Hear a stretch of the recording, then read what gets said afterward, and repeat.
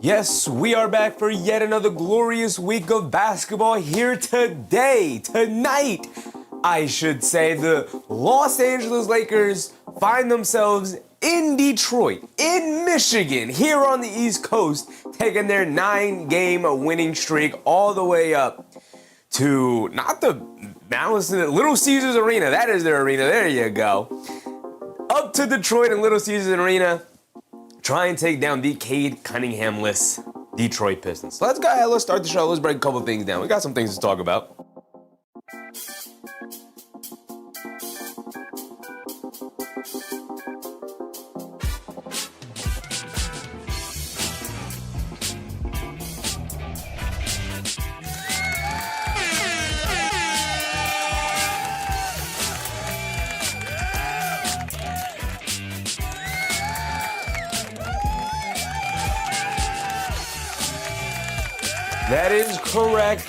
That is correct. We are back once again. And here today, we are indeed tuning in to a banned team. A team that has made its way through its own play. Not because I don't like the team, but because they play such an unentertaining style of basketball at times. Today, we're tuning into a Los Angeles Lakers game. Willingly, might I add, tuning in to a Los Angeles Lakers game. But that is because they are taking on the number 1 seed in the Eastern Conference without their best player, with the Boston Celtics just losing last night, the New York Knicks winning last night, and we'll see where Detroit will fall as now they start a pretty rough part of their schedule to end the season, and again, without Cade Cunningham, their best player, an MVP candidate player this year. The way he has been playing, he's absolutely led his team. Detroit Pistons, sitting with a 51-19 record, have sat atop the Eastern Conference for pretty much the entirety of the season. Got off to a pretty quick start and have not really looked back the entirety of the journey. As far as the Lakers go, they have been red, as hot as any team in the league. OKC sitting with an 11-game winning streak. The Los Angeles Lakers right behind them sitting with a 9-game winning streak. The New York Knicks still right below them with a 6-game winning streak, might I add. But the LA Lakers, one of the hottest teams in the league right now. And Luka Doncic has been an absolute tear. As a matter of fact, let me pull up his games log. So these are his updated averages. Everything's updated so we can go through it. 33.7 points, 7.8 boards, 8.8 assists. Luka's doing what Luka does. But I do want to bring up his game log specifically because he has been in an absolute tear as of late. He scored 50 points in, I think, a week span, twice in a week span. So let's pull Luka up specifically, just Luka. Because everybody else, yeah, everybody's been hooping. But let's pull him up. Let's do his game logs. Let's go down his last week or so. So during this 9-game winning streak, let's look at the points. Why is points all the way over there? Come on, ESPN. Ugh. All right. So let's look at his points dating back to the start of this winning streak. Indiana, right? So they beat Indiana, New York, Minnesota, Chicago, Denver, Houston twice. Houston, then Houston, Miami, and then Orlando. Now they're taking on the Pistons. Doug Fresh, what's up, Doug Fresh? Albert, what's up, Albert? Oda Austin, what's up, Oda? Joseph, of course, what's up, Joseph? What's the Lakers' record? The Lakers are 46-25. I believe a very similar record to the New York Knicks. They're right there. David said, is this game nationally televised? I don't think it is. There is a nationally televised game, I think, but it is not this one. Matter of fact, I can tell you right now. The nationally televised game here tonight is not the one we're watching, but it is indeed the Spurs versus Heat game. So they got Wemby on national TV instead of Luka. Take that for what you make that of what you will. Zane, what's up, Zane? Custody battle, Luka needs to be studied. Crazy era to define Luka's stretch here right now. That's a crazy way to define it. Kwame Robinson, what's up, Kwame? Lano Monas, appreciate you, brother. I'm good, man. How you doing? Benzino, what's up, Benzino? Spurs gonna whip Miami. Miami's been playing pretty well lately. I think that's gonna be a good, fun contest right there. Who else do we have in here? David Oz Jr., of course. Appreciate you, brother. Ozahar, what's up, Ozahar? Justice's dad earlier in the chat, as always. All right, so back to Luka. So I just listen, we could stay here all night and break down every single game he's played. So I just want to go through the points because he's been on an absolute scoring tear. And they're playing one of the better defenses in the NBA. Obviously, without Cade Cunningham, they're not as good of a team, but I still think they're a pretty dang good team. So let's jump through his scoring since March 6th, which was when this winning streak started and they beat the Pacers. In that game, he had 44, then 35, 31, 51, 30, 36, 40, 60 against Miami, 33 against Orlando, and then here he comes against the Detroit Pistons defense. And again, no Cade Cunningham. And Cade Cunningham, for all that he is for all that he's done to put this Pistons team in the position that they're in, record-wise and everything, the thing that gets slid under the table way too often is Cade Cunningham's defense. He is a big part of what the Pistons have been able to do. I mean, he's 6'6", he's a guard, he's a point guard. He's quick enough to guard guys out on the perimeter. He's physical enough to guard guys in the paint. He's smart and intuitive enough to be a good help defender. He's good enough to be a decent enough point of attack defender and keep guys in front of him. Without Cade Cunningham, they're a worse defense. But you still got Ron Holland, you still got Duren, you still got Stewart, you still got Thompson, of course, who is the anchor of this defense. So I'm interested to see how Luka will match up against the Pistons here today. I don't believe that these two teams have matched up as of yet. Oh, no, they probably have, right? They have had to, because this is the only game that the Pistons will be playing the Lakers until the end of the season. So if I scroll down far enough, we should be able to find the last time they matched up. And Detroit won it 128-106. That was back on December 30th, right before the New Year's. And, of course, actually, if I pull that up, I assume a couple of players didn't play for the Lakers because that was back when they weren't very healthy.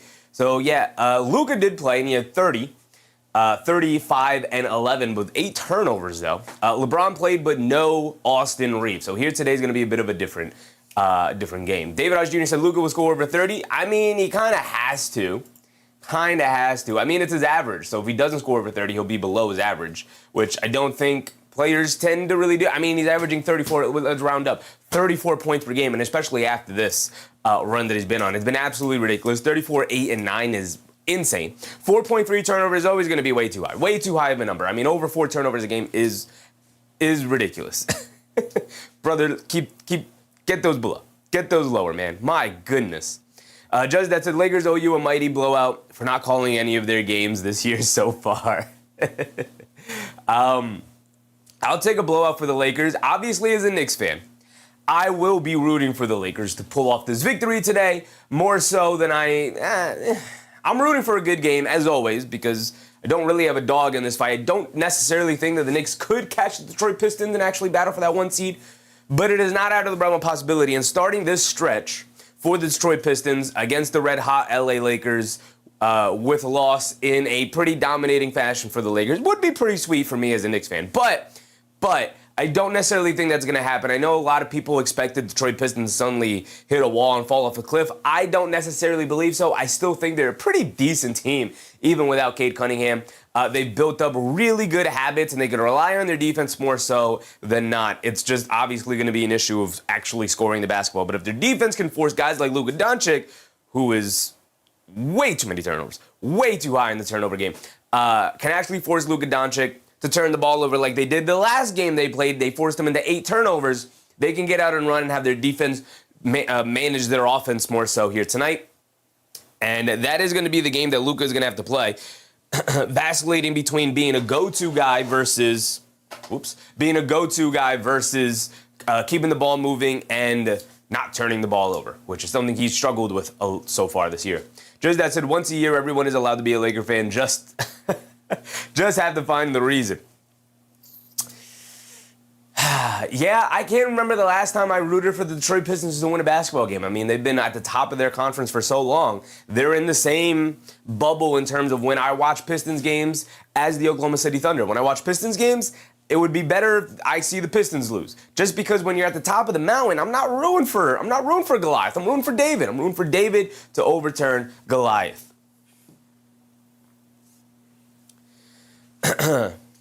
David said, you see Knicks 7 and 3 final 10 games? We could go through it. I don't know, necessarily who they play their final 10 games, but I could do it. Suns Jen said, no thanks anyway. For the Lakers tonight? I mean, look, it's very clear that Western Conference people will be tuning into this game with the mindset of, like, what's going on with the Lakers? Like, we got to keep an eye on this Lakers team. They're hooping. And Eastern Conference people are tuning into this game being like, what's going to go on with the Pistons now that Cade Cunningham is out? So both conferences tuning into this game for different reasons, rooting for different outcomes, I think. Justice Dad said, never rooted for the Pistons since Zeke, so never. No, I kind of liked the 04 Pistons run, the mid-2000s Pistons run. I kind of like that team a little bit. That's just me, though. All right, let's go over to the old man, LeBron James. I mean, it's LeBron. He's just old. Like, what do you want me to say about LeBron? 20 a game, 6 boards, 6.5 assists. I think LeBron, he's hinted at for half a decade now. Man, can somebody take the keys from the car from me? Can I not drive the car anymore, please? Somebody drive me. Can I be passenger during the car ride of the regular season at this point in my career? And finally, I mean, he was dangling for Kyrie. And Kyrie ultimately couldn't handle it and decided to leave. He was dangling for Anthony Davis, and then Anthony Davis just could never stay on the court consistently enough in order to take the driver's seat of the franchise away from LeBron, and ultimately he gets booted out the door to bring in Luka Doncic, who just said, I got the keys, brother. Don't even offer them to me. I'm just going to take them. Because that's what Luka does. In the prime of his career, where LeBron's sitting at over 40 years old now, take the step back, big dog. As a matter of fact, we might have to slide LeBron James down the pecking order here in terms of when we run down the player graphics. That means LeBron, what do you want me to go over? Shooting about 33% from three-point range this year, still 50% from the field, but he has taken a backseat to two guys now, not just Luka, but he's kind of finally said, thank goodness I could take a step back and, take the heavy lifting. And that is, of course, talking about Mr. Austin Reeves, who's having a phenomenal season so far this year. After coming back from the injury and kind of getting off to a little bit of a slow start, now he's back to being like, I got you, Bron. Matter of fact, Bron, you go sit in the backseat. I'm going to ride shotgun with Luka Doncic up top. And finally, it feels like the pieces are falling into place, not just for Austin Reeves, who's having a fantastic year at 26, 5, and 6, with pretty good shooting splits as well, but also finally allowing a guy like DeAndre Ayton to finally figure out that his team doesn't need him to be dominating. As I had to turn the heat off. It's getting hot in here. Dominating, as he likes to refer to himself as, has kind of been up and down this season. I think he started off pretty comfortable in playing a role and setting screens and catching lobs and rolling to the basket and just finishing. Because as I always say, if you play alongside Luka and LeBron and now Austin Reeves we could throw in there, if you play alongside those guys, all you really got to do is catch and finish. Those guys will set you up beautifully, either off a rolling action or cutting action or whatever the case may be. As long as you roll hard to the basket, keep your eye on the ball, keep your hands up ready to catch it, and you look to finish, you're going to have a very long, successful career, and you're going to get paid. These guys will get you paid. Look at Tristan Thompson, for example. LeBron got that man paid. Look at the bigs over on Dallas. Luka got them bigs paid. Luka not on the team anymore. We don't hear a peep out of Daniel Gafford. We don't hear a peep out of Derek Lively. When Luka was there, we were looking at those guys like, are these possible all-star level players in the making? No. Luka Doncic makes the bigs look good. LeBron makes the bigs look good. Austin Reeves is learning to make the bigs look good. All you got to do is DeAndre Ayton, set good screens, roll to the basket, and finish a couple of layups. That's all you got to do. And rebound the ball, of course, and be active defensively. And to start the year, I thought he was doing that at a pretty decent rate. He was doing that pretty well. Obviously, still building and learning chemistry with his teammates. But there was that middle part there, all the quotes starting to come out. They want me to be Clint Capella. I'm not going to be Clint Capella and all those things. And people, I think, rightfully so, clown those public statements that DeAndre Ayton make. Like, hey, man, you would be lucky to be Clint Capella, who was at one point one of the top 5 best rim-protecting, rim-running bigs in the NBA during his prime. You would do yourself a favor by actually hitting that level, which you have never hit that level so far in your career yet, despite having all of the physical tools available to you. So DeAndre Ayton, I think, quietly just put his head down and said, okay, maybe I should try being Clint Capella just a little bit, see how that works out. And it's been working out fantastically for the LA Lakers, who are riding this 9-game winning streak right now, going into this matchup here tonight. But it's not just going to be that starting 5. It's also obviously going to be a lot of the bench guys needing to take a step up. Zane said Ayton got the look from Bron. Don't know how long he'll be in LA for. I mean, I think he was always going to be a stopgap kind of solution at center. The Lakers tried to trade for Mark Williams last trade deadline. I have my conspiracy. I believe in certain conspiracy theories that says the front office never was really truly interested in acquiring Mark Williams, but clearly they needed a rim protecting center to play alongside Luka, because that's when Luka's at his best, when he's got a guy like that to play off of, especially out of the pick and roll game for Luka's offense. And so there weren't really a ton of options available this offseason. DeAndre Ayton was the best option. I still believe he's a stopgap solution at center right now. But I tell you what, as long as he keeps his head down and keeps doing what he's asked, he'll continue to get paid. He'll continue to hang around good teams like the Lakers have right now with Luka. And as long as he can play off Luka, like to me, I'd attach my hip to Luka Doncic as quickly as I could. And I would be like, man, yeah, I got to make sure I stay around this guy because he will get you paid, man. Luka will get you paid. And if DeAndre Ayton is a smart man, and I can't say that for sure, I could definitely say I don't think he's a stupid man. But if DeAndre Ayton's a smart man and a good business and has good business sense to him, he would stay alongside Luka Doncic as long as possible and do whatever the organization asks of him to do so that he can stay around this man and make sure he gets paid, right? Obviously, we have heard, I shouldn't say obviously, if you guys didn't know, we have heard the quotes from DeAndre Ayton earlier in his career where people were like, hey, what's your goal in the NBA? And he said, make sure I get a second contract. So clearly, I don't think basketball is necessarily a passion for DeAndre Ayton. It's more so of a job, which is fine. That's fine. But you got to make sure you do your job and do it well. And I think DeAndre Ayton gets caught in this push and pull of him wanting to just kind of be lackadaisical, but also maybe wanting to win, but also wanting to get paid like a star. In order to do those things, you got to take your job seriously. And I think DeAndre Ayton is often caught in the middle of taking his job seriously and being way too lackadaisical in his role. I think right now, if DeAndre Ayton, if his mindset is, I got to make sure I hang around in the NBA as long as possible and make sure I make my money for generational wealth for my family, of course, with the background that he has in what he grew up coming from the Bahamas, DeAndre Ayton, brother, the best way you can make sure you get paid is by hanging around the Luka Doncic. This is a glorious situation for you to be in. So we'll see if DeAndre Ayton's career, what holds in front of him. Obviously, he's on the one-year deal. We'll see. We'll see, Zane, if because LeBron, the report came out earlier today about LeBron that this is his final year with the Lakers, and he will be moving on after this year, maybe for a retirement tour next season with the Cleveland Cavaliers or whatnot, maybe with the Golden State Warriors, and bid a farewell with Steph Curry or something, do 1 year with him. Who knows? Who knows? But looks like LeBron's going to be out the door at the end of the year.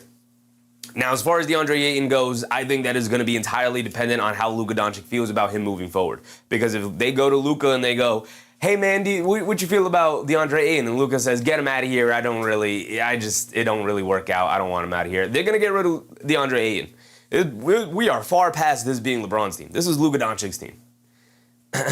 Adams, what's up, Adams? Should be a good one. Wish Cade was playing. It should be a good one. Yeah, it's going to be unfortunate. The Pistons are going to be without Cade Cunningham for the remainder of the season, unfortunately, man. Keep crying, Houston. What's up? Keep crying. Ayton gone. We'll see. We'll see. Again, if they go to Luka Doncic and because I don't know what the solution is outside of DeAndre Ayton. The reason why DeAndre Ayton is on the Lakers in the first place is because it was really the best option they had available to them this offseason. On the season, he's averaging, about 13.5 and about 8.5, which is fine. It's not the greatest number in the world, but it's fine. Fine, right? It's going to come down to whether or not when the front office goes to Luka Doncic and they go, hey, do you want us to be really aggressive in looking for another center other than Ayton? Or was Ayton fine this year? And if Luka is like, figure out what you got to do with the roster, right? Improve it in the way that you think you want to improve it. Or if Luka is demonstrative in saying, no, get me a better rim running center. DeAndre Ayton was fine, but we could do better, right? Go be aggressive and bring back Daniel Gafford. I like playing with him. Or go get me, I don't even know what other rim running center is out there right now for him that would be available. And I think that's the issue. Get Capella. Yeah, the thing about Capella is that he's past his prime. He's not even really a starter anymore. I think he's good and solid and capable, but I'm not hitching my wagon and giving up assets for Clint Capella. But maybe might be a better option. But yeah, if only DeAndre Ayton could just get it through his mind that, hey, man, just be Clint Capella, and then we wouldn't have to trade assets to go get Clint Capella. Just be Clint Capella, DeAndre Ayton. You would be so lucky to have your career end up like Clint Capella's did. Let's move on, though, to the others, the role guys here, the supplementary players for the Lakers' big three, maybe slash 3.5 with DeAndre Ayton. I don't know. He's also, unfortunately for the Lakers, a pretty important part of their team. Let's start with Rui Hachimura. About 12 points per game. The thing he really provides is size, strength, and guarding in the post. Three-point shooting. He's a fantastic catch and shoot three-point shooter at this point in his career. Pretty interesting development for him after he really struggled to find his perimeter jump shot when he was drafted and played for Washington. But it always seems like players get traded from Washington and then just explode and get significantly better. Look at Deni Avdija, for example. Look at Daniel Gafford, for example. I mean, the list could go on and on, really. Rui Hachimura, Daniel Gafford, and Deni Avdija are just the obvious ones that come to mind, but I'm sure there's plenty of other ones. Rui Hachimura is just really good, solid, sized wing to have out there. If you can pair him with other guys more capable, obviously offensively, you can just tell him, stand on the wing, attack a closeout every now and again, and if you get a mismatch, maybe take advantage of that and knock down a mid-range shot over them because he can do that. Just putting him in a position where you are an afterthought offensively. If the ball swings to you, knock it down, but if not, keep it moving. And I think that's a really great position for Rui Hachimura to be in, where we're not relying on you per se to be a shot maker and a shot taker, but we definitely need you to knock down the open ones. And he's capable of knocking down the open ones. Very good percentage so far this year for Rui Hachimura. But the guy who has kind of effectively replaced him in the starting lineup is one Marcus Smart. And we know the reputation and the resume of Marcus Smart. He's only averaging around 10 a game, 3 assists, whatnot. The field goal percentage is not looking too great, but it is slightly on the rise as of late for Marcus Smart. And after a couple of injury-riddled seasons, he's finally healthy again. He's hooping. He's healthier. He's back. He's kind of back. But the Marcus Smart isms out there on the court are definitely back, and it couldn't have come in a better time for the LA Lakers. They needed a dirty work kind of player, a point of attack defender, and while he has lost a little bit of a step, both offensively and defensively, he's still capable enough and has the veteran know-how in order to impact the game that allows his teams to build leads and actually ultimately help them win basketball games. And he's a huge part of the reason as to why, number one, the Lakers defense is starting to get shored up, and number two, they've gone on this 9-game winning streak. We keep going down the list. We get to the big trade deadline acquisition. They traded Gabe Vincent, who's kind of a nothing burger for the LA Lakers, for Luka Kennard, one of the better three-point shooting guards in the NBA. Could also do a little bit more than that on ball, but clearly playing alongside Reeves, LeBron, and Luka, he's not going to get a ton of on-ball reps and whatnot. All you really got to do is space the court from three, and the trade has already paid dividends for the LA Lakers as Luka Kennard was the hero. Who was that? Against Orlando, I think, where he knocked down the three at the end of the game to ultimately give them the three-point win off a beautifully drawn play by Coach Redick, of course. But Luka Kennard is kind of something that they desperately needed, a knockdown three-point shooter to play alongside phenomenal passers like LeBron, Luka, and Reeves, and just having a guy out there who can consistently knock down a three, whereas Gabe Vincent was extremely inconsistent. Luka Kennard has been a breath of fresh air for this Lakers team, no matter how maybe insignificant it could be come playoff time. We'll see, obviously, but he has paid dividends already in the acquisition so far this season. Dalton Connect is not really part of the rotation anymore. He was up here from earlier in the season where Redick was trying a couple of different guys in that spot as the extra wing out there. It came down between Dalton Connect, who is now out of the rotation, and Jake LaRavia, who's won out that rotation spot as the backup wing. Can do a little bit of everything, a jack of all trades, but a master of none kind of situation with Jake LaRavia. He can knock down an open three. He can attack a closeout. He's an okay finisher at the rim. He's a decent enough defender. He's got good size out there on the wing, but he's not really great at any one particular skill in the NBA. He's just kind of solid all around, Jake LaRavia. Jared Vanderbilt is also a really integral part as to why the Lakers defense has started to get shored up. He is almost nothing offensively in the sense that I don't necessarily know what he provides to teams. He's not a good three-point shooter. He's not a very good finisher in the paint outside of dunks or wide open layups. He doesn't have an in-between game. He's not a particularly good passer. He's just kind of a hustle guy and a pretty feisty defender. If he could develop literally just a standstill corner three, boy, oh boy, would his effectiveness and his role immediately jump up for a team. But as of right now, he's really important for them as a really versatile wing defender for them, especially in spurts where you need extra wing defenders out there with old LeBron, bad defensive Luka, and a bad defensive player in Austin Reeves. Sometimes you just need to throw a good defensive guy out there and hope for the best offensively. And sometimes maybe he'll surprise you and give you a decent offensive performance. Jackson Hayes is also the backup. He's won out the backup center spot here for the LA Lakers. A starter for them previously last year. He is your more prototypical rim-running big man for the LA Lakers. Jackson Hayes, about 6.5 points, 4 boards coming off the bench for DeAndre Ayton. But like I said, he's the more prototypical player, big man, usually paired and combined with Luka or LeBron or Reeves, where you want him setting screens and exploding to the rim and athletically getting up there for the lobs. He does a great job of that. Outside of that, doesn't really do much else. Also, his screens are okay, but not great either, so that also hurts his effectiveness. He's also a pretty wild defensive player where he's got the size and the athleticism to be a good rim protector, but he doesn't necessarily have the awareness necessary to be a true blue starting effective defensive big man in the NBA right now, which is why they went out and got Ayton and will bring Jackson Hayes off the bench, which is not the worst big man tandem to have in the NBA. YOLO, what's up, YOLO? Should be a good game tonight. Now let's get over to the Detroit Pistons and see how they match up against the LA Lakers here. And it's 7 o'clock, so let's go ahead and bring up the broadcast here so we don't miss any time.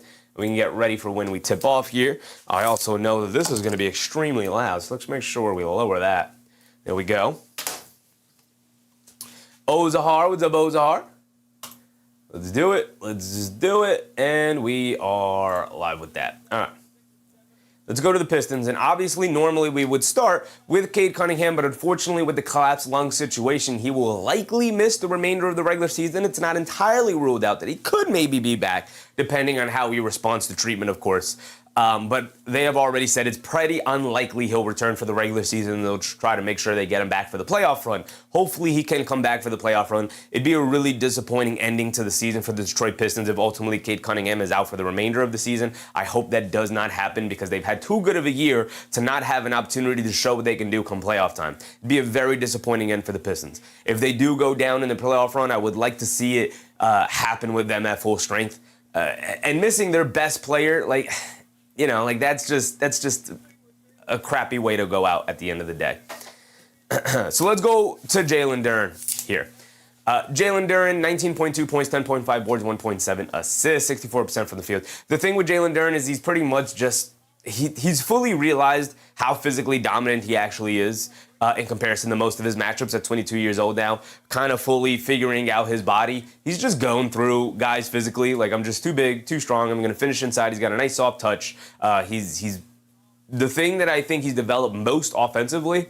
It's not necessarily that he's got a little in-between game or he's got post moves or anything like that. All it really is that he's improved his patience, right? And a lot of that has come from the game slowing down from you as you're getting older, now in his third season. It's also come down from watching a lot of film, so clearly he's staying in the gym, but also staying in the film room, working on studying other guys in the league, knowing I can take my time a little bit when I get in the paint. I don't have to rush. I don't have to go quickly. I can just make sure I catch it, pump fake, pivot, spin, and make sure I have just enough space to flip it up towards the basket with a nice soft touch.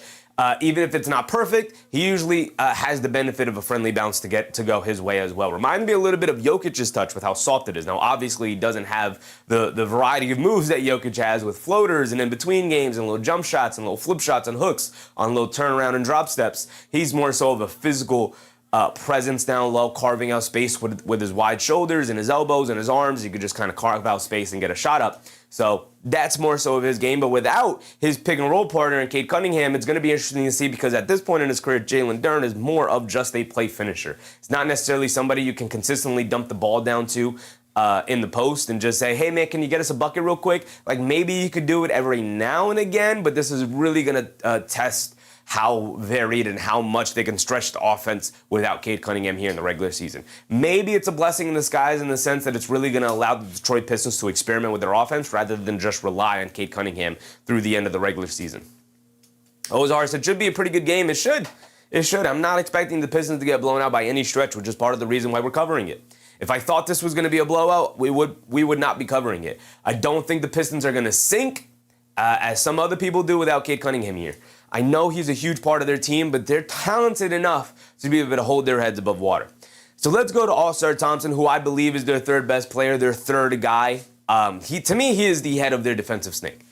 It's him and Isaiah Stewart who I think have kept this team or put this team in a position where they're at defensively, where they are, I believe, the second best defensive team in the NBA behind the Oklahoma City Thunder and just ahead of the San Antonio Spurs, I believe. Then the Spurs and the Thunder have kind of varied every now and again in terms of who's number one, who's number two, and who's number three. And I think the Thunder are now finally separating themselves to be the best defensive team in the league, which we know they are. And the Pistons are kind of vying for that 2 and 3 spot between them and the Spurs. Nick's not too far behind, by the way.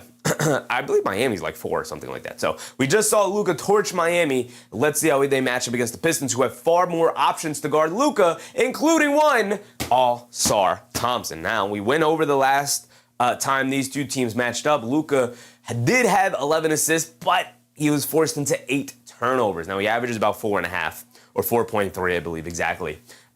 Those Luka Doncic does in turnovers. Over 4 is absolutely ridiculous for Luka. He's too smart, too good of a basketball player to be at that point. But having one of the premier perimeter defenders in All-Star Thompson on him is going to be a really fun matchup. Now, we'll see. We'll see, because they could put All-Star Thompson on Luka Doncic, which I assume is what is going to be the defensive game plan. But they could also put All-Star Thompson on Austin Reeves and just say, hey, we're not going to stop Luka, so let's mess up Austin Reeves as much as possible and see if we can just force this to be a one-on-one competition between Luka and our second-best defender. Maybe they get Ron Holland in there and really disrupt things. I believe Danis Jenkins will get the start here tonight for the Pistons for the injured Cade Cunningham, who we'll get to in a second. Naughty Ghost, what's up, Naughty Ghost? If the Pistons get embarrassed again, I'm gonna start calling this a streamer's curse. Why would the what? Come on, big dog. Come on. I'm just here to watch. I'm just here to watch a good basketball game. Ian Parkins, what's up, Ian? Let's see what good coaching can do to keep the Pistons competitive. Unlike the Knicks, their coaching will make this competitive. Will make them competitive. I don't know about that, brother. I'd take Mike Brown 10 times out of 10 before I take JB Bickerstaff. I don't know what coach teams you've seen JB Bickerstaff coach, but I've seen him have absolute meltdowns come playoff time with the Cleveland Cavaliers and last year with the Detroit Pistons. But, you know, grass is not always green on the other side, big dog. Tobias Harris is the wily vet of this team. He is absolutely necessary for them. Tobias Harris, 13 points a game, 5.2 boards, 2.4 assists. He has calmed down this young team, obviously acquired last year. He was really important for them to turning their season around last year and has been really important this season in helping propel this Pistons teams to where they are. Chaos Kid, what's up, Chaos Kid? Tobias Harris is, you know, he's a little bit of a release valve. We'll see if maybe he can tick his game up back to where he used to be able to get to. Now that Cade Cunningham is out, because they need a go-to offensive guy. They need somebody to step up here and kind of be a little bit of a focal point. I'm curious to see between Harris and Duren. Like I said, I would describe Duren as more so of a play finisher rather than anything resembling somebody who can just, you could give the ball to and be like, can you get us a bucket, whether it's off of drawing pressure and kicking out and making plays and whatnot, or just going one-on-one and getting a basket yourself. So I'm really interested to see the Harris and Duren combination. Can Harris, you know, they have about 12 games remaining in the season, including tonight. Can Harris just kind of take up his usage? Remember, he was a leading scorer on a really good Clippers team back in the day. He was solid for the Philadelphia 76ers before it kind of fell apart.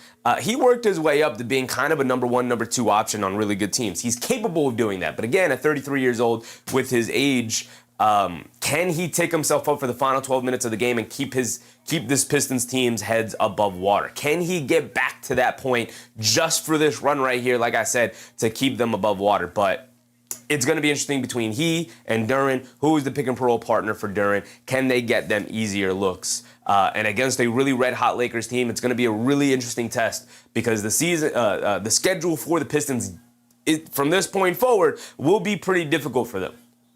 They don't really have a ton of easier victories. I believe they have a Milwaukee game in there. They might have a Pelicans game in there as well. So only a couple, 2 or 3 games that they'll have where I think they'll be definitely 100% going into it, like they should win this game. Tonight, obviously, it's going to be a dogfight. Lemon Pound Cake, what's up, Lemon? Tobias about the ball out? Yeah, he's going to have to. He's going to have to in matchups like this. Because he's more than capable of doing it. One of the few guys capable offensively of just go get yourself a shot. Ron Holland is also going to be really important in this matchup. We'll see how many minutes he plays. We know he can sometimes struggle with foul trouble. It feels like every game I watch with Ron Holland, he's in foul trouble. Naughty Ghost said it's 50-50. Only about 7-8 competitive games left. We went through it, Naughty Ghost. There's more than 7 or 8. Now with Cade Cunningham out, we can't just kind of guarantee some of these middle-of-the-road teams like Atlanta, where normally I'd agree with you. Like, yeah, that game, Pistons should for sure win it. They've kind of had the Hawks numbers all season. But without Cade Cunningham, I think majority of these games, there's only 2 or 3. We've looked at the Pistons schedule. There's only 2 or 3 where I feel very, very confident being like, yeah, the Pistons should be able to walk over that team, even without Cade Cunningham. Outside of that, I think they're all kind of 50-50 competitive games at that point. If not the Pistons on their back foot trying to play up to the competition here. You're losing a lot with Cade Cunningham. You were already a struggling offense. Now without your best offensive player who kind of dictated everything. We'll see if a guy like Dennis Jenkins is going to be able to hold up. I know he's coming off a really good game against the Warriors. We'll see if he's going to be able to hold up as the starting point guard here for the final 12 games. Jay Lopez, what's up, Jay Lopez? Not betting on this game. It's hard to predict. It is hard to predict. Isaiah Stewart, one of the best defensive backup bigs in the NBA. One of the best defensive bigs in the NBA. Fortunately for the Pistons, he's capable of coming off the bench because of how good Jalen Duren is. We're running out of time. We're getting ready for tip-offs. Let's run through the last couple of guys. Kevin Huerter coming over. He's actually breaking into the rotation. He's knocking down a couple of threes for them. We'll see if that continues without their best playmaker out there now. Getting good open looks. Same with Duncan Robinson. We'll see what the kind of looks he gets without Cade Cunningham feeding him the ball and drawing a ton of attention. Karis LeVert, like Tobias Harris, is going to be one of those guys who's going to have to create shots for himself and for his teammates. And Dennis Jenkins we have up there now as the backup point guard, now the starting point guard in the absence of Cade Cunningham. And here we go for the tip-off. The Lakers win it. We're off and running. Here we go. Here we go. LeBron gets it over to LaRavia in the starting lineup. They got LaRavia in there instead of Marcus Smart. Is Marcus Smart available? We probably should have checked that before we started this, but here we go. Luka Doncic on the left wing, sidestep, step back, left wing, 3 over Thompson, can't get it to go. DeAndre Ayton, the offensive rebound, kicks it out to James, over to Reeves, over to Luka. Luka coming to his left, driving it down in the lane, in the paint, puts up the jumper off glass, got it to go for Luka for the first basket of the night. Captain Mass, what's up, Captain Mass? Can we get the broadcast of it? Can we get the game? Come on, there we go, there we go, here we go. Here's our starting lineup, guys.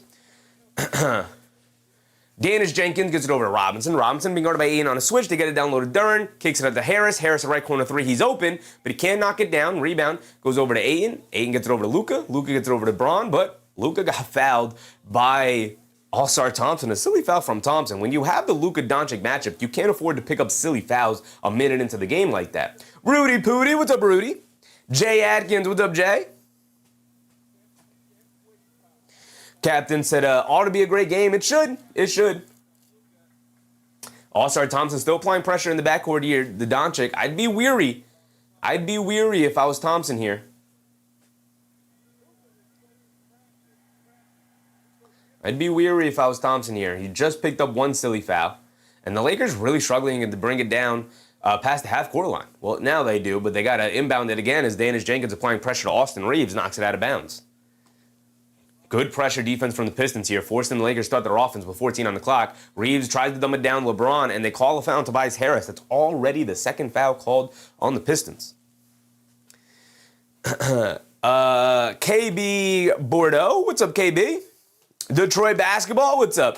KB out of Detroit. What's up, KB? What's up, KB? I'm really interested to see how the Pistons are going to hold up without Cade Cunningham. Hopefully he's back for the playoff run. Maybe he can come back for the regular season, final couple of games. Reeves gets an open look off a screen there, but can't get the 3 to go down. Here comes Harris off the rebound. It's 2-0 to start. Really slow start with a couple of fouls being called early, stopping the action. But now Thompson for the Pistons has it on the left wing, being guarded by James. Thompson hands it off to Robinson. He dumps it down low to Thompson, rolling to the rim, and really bad defensive communication for the Lakers there.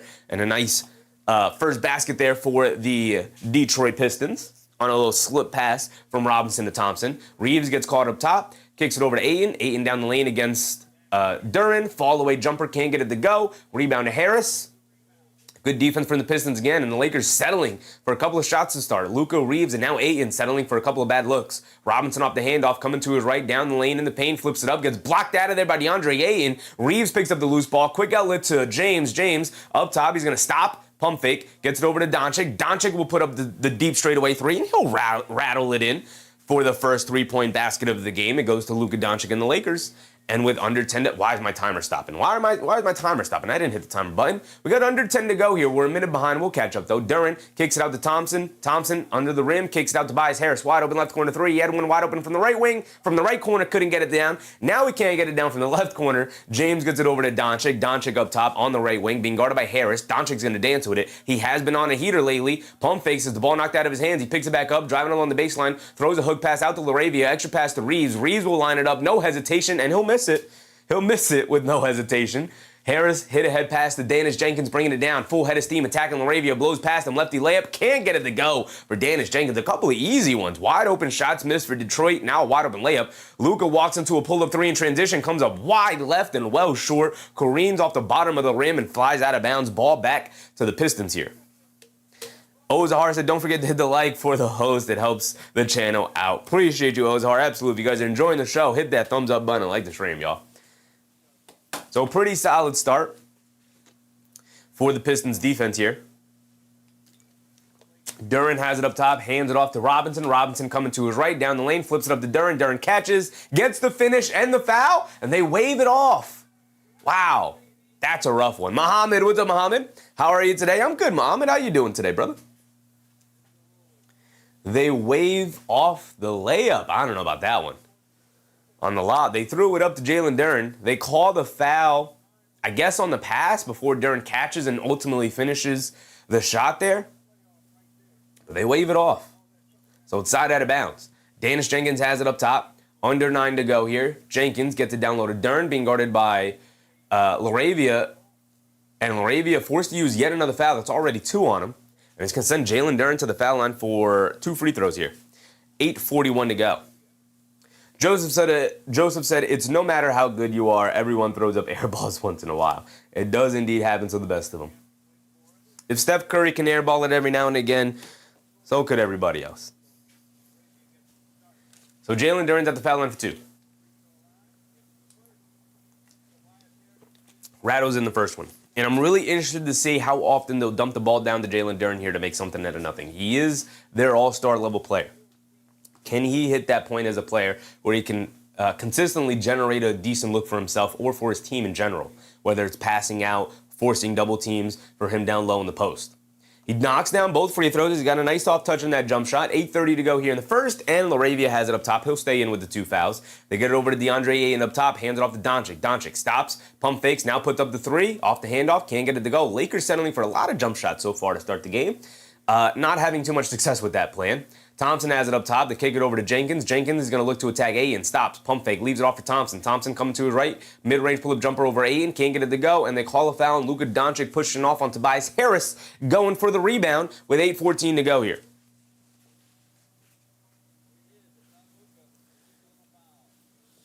Bruce Fowler. What's up, Bruce?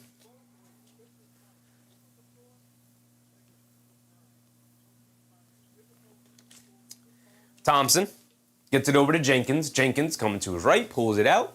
Being guarded by Doncic. They get it down low to Harris. Harris step back, fall away, baseline jumper, can't get it to go. Battle for the rebound. James comes over, does a great job of keeping it away from Duren. Now they go over to James, out on transition. Kicks it out to Doncic, extra pass. Reeves the wide open straightaway 3, and Reeves comes up well short. The LA Lakers getting decent looks and not knocking any of them down. They're 2 for 9 to start with 5 points. Harris under the rim, leaves it off. Jenkins with the 2-handed slam across the baseline. And the Pistons just out executing the LA Lakers right now and actually finishing their plays now, generating open looks at the rim. They get it over to James. James up top being guarded by Harris. Over the top pass over to Doncic. Doncic mishandles the pass as it was tipped. Cross-court pass, LaRavia, right wing 3 for Jake LaRavia. Jake LaRavia in and out, can't get it to stay. Duren with the rebound. He'll bring it down now. Jalen Duren, full head of steam. LeBron James will pick him up. They leave it off for Robinson. Slip pass to Duren. Duren down the lane. And a charge on Jalen Duren as Luka Doncic slid in there to draw that charge. So a pretty slow affair here. Lakers missing some pretty makeable shots. So the Pistons. Tobias Harris had 2 wide open 3s he missed. So I think it's pretty fair to say both teams missing very makeable shots right now. But I think more so for the Lakers, more so settling for some 3s here. See if they can actually get downhill and get some easier looks. Reeves down the lane, leaves it off for Ayton, kicks it out to James. James, the mid-range jumper over Harris, can't get it to go. Duren the rebound. Another settle for the Lakers so far here tonight. Jenkins bringing it down. He has it up top, being guarded by Reeves. Pulls it out, dancing with it. Pulls it all the way back out to the three-point line. Coming to his left off a Duren screen. Throws up the floater off the back rim. Rebound. Gets knocked loose by Aiden. Hit ahead pass to Reeves. Reeves will get a wide open layup on the other end. Because the Pistons don't get back on that. 7-6. And we are quickly approaching the halfway point of this first quarter. 6:30 to go. Harris has it up top, being guarded by Laravia. Harris coming to his right, down the lane, attacking Aiden to the rim. Can't get the layup to go, but he does draw the foul. He's going to the foul line for 2 free throws. And we're going to get our first time out of the game at 6.5 to go here in the first quarter. I would say that this does, I don't know, man. I don't think this bodes well for the Pistons right now with the way the game is starting. That could go either way, obviously. It's 7-6, but with it's obviously a pretty low-scoring game. But I would be fearful of the Lakers getting it going from the perimeter. Reeves have had some open looks that he's just flat out missed. Luka's had some open looks that he's just flat out missed. Lebron has not really looked to be too aggressive so far here tonight. He's got 2 and 2 overall. 2 boards, 2 assists. No points yet. He's only taken the 1 mid-range shot that we just saw him miss. But Reeves 1 for 4. Doncic 2 for 6. Like, if Doncic and Reeves are going to have just poor shooting nights, okay. The Pistons will obviously have their chance. But, man, I don't know. I would think at some point they'll get it going. As far as the Pistons go, I think their offense has been pretty good. They've generated 2 wide open looks for Harris, who's 0 for 3 tonight. Coming out of this timeout, he'll go to the foul line for 2 free throws. Bruce said, fast-moving first, low scoring. Yeah, a lot of misses, a lot of rebounds, a lot of pushing it the other way, and then missing another shot themselves. So pretty low-scoring game, pretty fast-paced quarter here in terms of the time is flying for sure here tonight, which is not something I'm accustomed with Lakers games. Usually we get stoppages every couple of minutes with free throws, so we'll see if we get to that point at some point here tonight.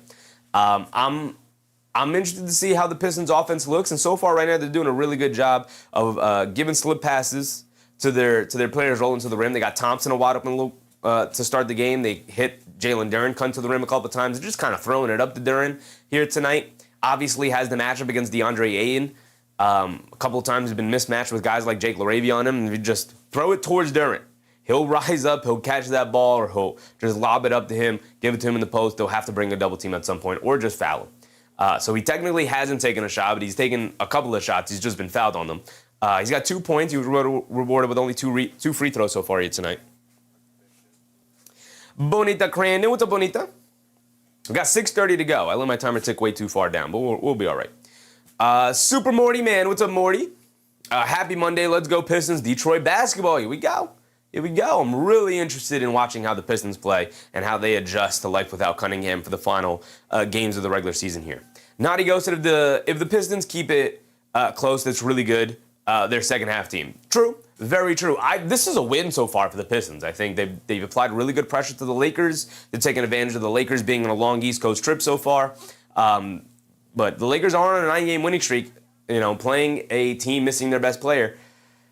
And I'm really impressed with the Pistons' ability to stay in this one. Like I said, both teams missing open shots, so I'm gonna throw it up as a chalk. Right? It goes both ways. Harris has missed some open looks. The Lakers have missed some open looks, so I think it kind of turns out to be even for the most part. I've been more impressed with the shots that the Pistons have ended up with than the Lakers so far. Morty said, always great play-by-play from Chevy. Appreciate you, Morty. Appreciate you. Harris at the foul line misses a free throw. It just might be one of those nights where both sides just miss shot after shot after shot. We get a really low scoring affair here.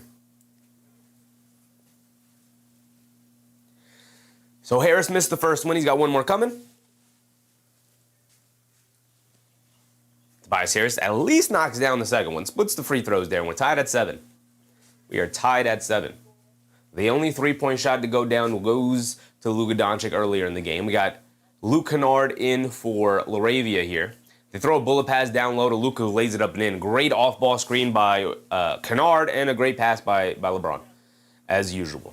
Luka able to finish it with a wide-open layup down low. The Lakers are 4 for 14 to start the game, and the Pistons are 2 for 8. Dennis Jenkins up top, coming to his right down the lane, kicks it to the corner for Harris, another open look, and this time he finally gets one to go down. There you go, Tobias. 2 wide-open threes to start the game from the corners, missed both of them. Now he finally gets off the schneid and knocks down his first made shot of the game. Doncic has it on the left wing, being guarded by Thompson. Doncic trying to get it to James. They finally get it to James. He's being guarded by Harris. James backing down Harris, backing him down, has it in the paint, turns, gets fouled. He's going to the foul line for 2. They might just be going to reliable for a couple of minutes here to get something going.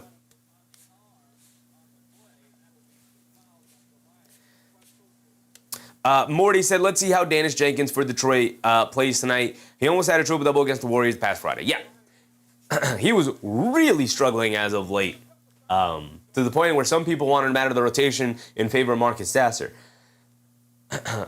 With Cade Cunningham out and Dennis Jenkins in the starting lineup, they really need him to perform, and he performed extremely well against the Warriors. Maybe got some of the mojo back. We'll see how he performs so far here tonight. Right now, he's sitting with 2 points, no boards, no assists, 1 for 3 from the field.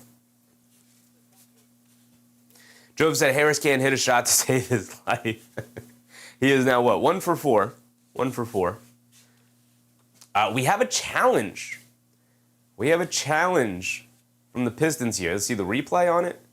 It looks pretty clean from Harris to me. Unless they say he fouled him by having his left hand on his hip. Looks pretty clean on the swipe down from Harris. Got all ball. I mean, he does have hand, but hand is part of the ball to me. So this should get overturned, and it should be out of bounds. Looks like it's going to be off of LeBron, so imminent possession should go back to Detroit here.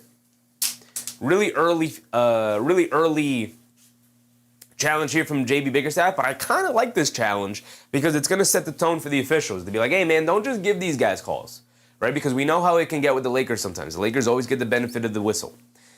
But I could definitely see JB Bickerstaff being like, I got to set the tone early, right? Make sure you watch, refs.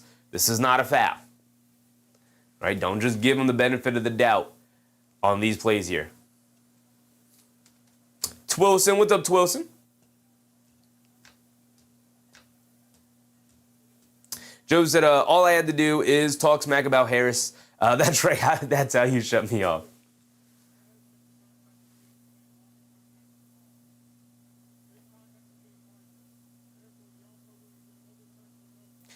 The ruling has been overturned to a no call. I think the correct call there. You're walking out with the walking out. Predictions for MVP, it's going to go to SGA. And I don't think it's going to be particularly close, although Wemby might finish second. Jokic will always have his fair share of fans in that voting. It's not like either one of those guys are a dumb person to vote for. It's definitely not unanimous, I'll tell you that. It's not close to being unanimous. Wemby will have first place votes. SGA will win it. Ultimately, he'll have first place votes. Jokic will have some first place votes. But it's been a really fun year, for sure. Nadigo said, I was never in the Sasser over Jenkins champ. Sasser hits more threes, but Jenkins has a much better grasp of the game and where he needs to be. And a much better defender, too. Obviously, for a team that is, specifically going to be relying now more than ever on their defense, going with Jenkins just definitely makes more sense in my eyes as well. I do think maybe you need to find some minutes for Sasser, but Jenkins, to me, is for sure the better option overall in terms of the basketball game. I agree with you. Jenkins gets caught in the air, leaves it off to Thompson, cutting to the rim, lefty layup, can't get it to go. Ayton knocks it out to Doncic, and Doncic will bring it down the other way. Doncic, up top, picks up his dribble, inside pass to James. James has it in the post, being guarded by Duren. Stop, fall away, mid-range jumper, off the back rim, can't get it to go. Jenkins the rebound. Dennis Jenkins bringing it down, pushing the pace, stops, turns. Leaves it off of Robinson. The deep pull-up three straight away off the back rim. Long rebound to James. And 2 Pistons fall in the backcourt. It's a 5-on-3 fast break, and they leave it off inside for DeAndre Ayton for the two-handed slam. You rarely see the 5-on-3 fast break. A couple of Pistons tripped over each other, and they fell in the backcourt, so it ended up being 5-on-3. You rarely see that. Jenkins up top, coming to his left off the Duren screen. They kick it out to Thompson. Thompson hands it off to Robinson. Robinson kicks it back to Thompson. Thompson in the paint, leans in, puts up the floater, can't get it to go, fight for the rebound, falls into Duren's hands, and he lays it up and in over Ayton, who couldn't get to that rebound. Here comes Austin Reeves bringing it down the other way. Reeves gets it over to Doncic. Doncic on the right wing, high post. Tries to get inside to James. Ball gets knocked loose. James stops holding his hand. He's hurting on something. A 3 from Duncan Robinson. Can't get it to go in transition. They get it over to Harris, and Harris gets the layup to go. Right past DeAndre Ayton for the easy scoop layup. And I forgot to credit them with the other basket previously. It's 14-11 now, a 3-point lead for the Pistons. Doncic up top, coming to his right, down the lane, scoop play with his right hand, can't get it to go down. Ayin right there for the offensive rebound, and he lays it up and in. As Doncic falls into the crowd, the Pistons are trying to push the other way, take advantage of the 5-on-4 situation. Jenkins are on the right wing, gets it down low to Thompson, in the paint being guarded by James, stops, turns. He's got to look to kick it out, kicks it up top to Jenkins. Jenkins swings through to his right, in and out dribble, driving it down against Reeves, knocked off of Dennis Jenkins as Reeves swiped down with the left hand and gets the turnover. And James is going to sub out here. Looks like he got a jammed finger or something.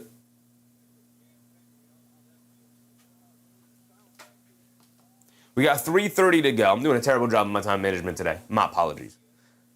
Naughty Ghost at SGA 1, Wemby 2, Jokic 3. It's looking, I tend to agree, Naughty Ghost. It's looking like that. It's looking like we're going to end up there. To me, I think SGA is the pretty clear MVP. Luka Doncic draws the foul on Karis LeVert there. He immediately makes his way to the foul line, looking for the 3 free throws. Are they going to give him 3 free throws for that? I think that's side out of bounds. Ozahar reminding people of the like button. Appreciate you, Ozahar. Appreciate you as always.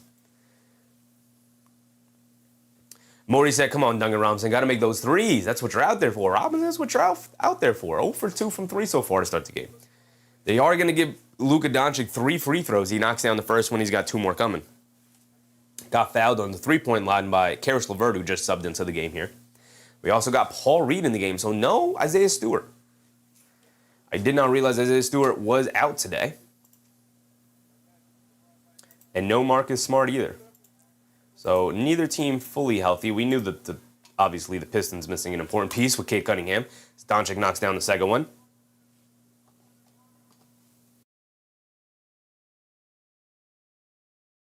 Excuse me.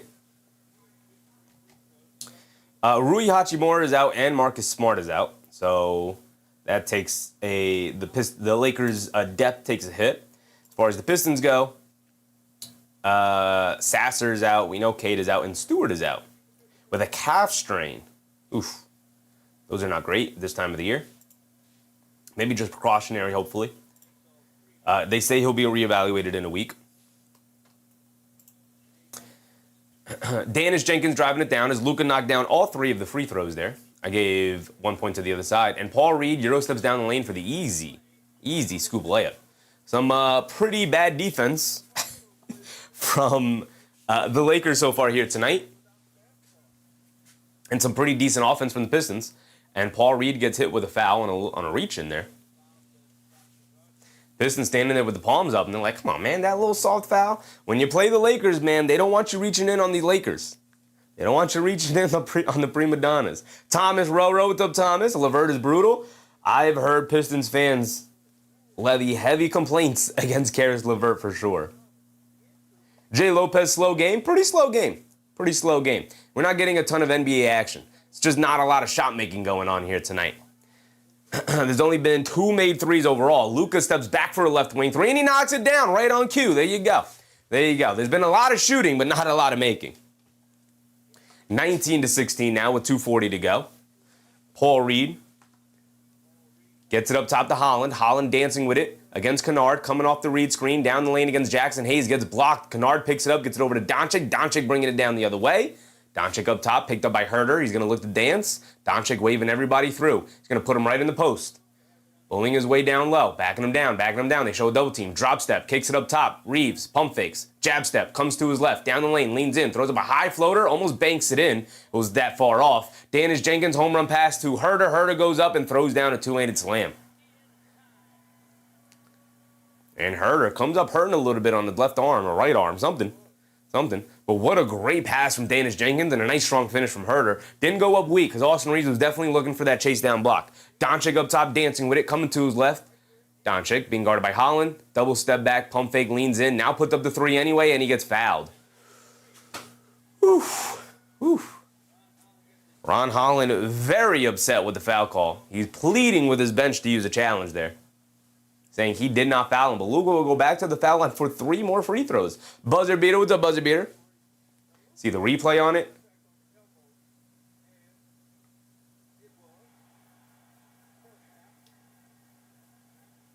Morty said Red Velvet with the slam. Finally broke into the rotation. Doncic misses the first free throw. Maybe the ball don't lie. Maybe the ball don't lie. Thomas said, no clue why Bickerstaff plays LeVert. He's a big guard who can handle and playmake a little bit. And for a team that really struggles offensively, I think he values LeVert's size at least over Sasser in terms of looking for somebody to do something offensively, especially now with Cade out. You're not going to see LeVert removed from this lineup at all. I will say he's leaned on him way too much. I agree with you that. MBM said Luka untouchable. You can't even breathe on him, man. Don't look at him the wrong way. It's going to be a foul on you. They put this stat of most in the NBA. He draws 7.4 fouls per game. Insane. Luka missed the first one. He did knock down the second one, and Luka goes 2 for 3 from the foul line on this trip, knocking down the third one there.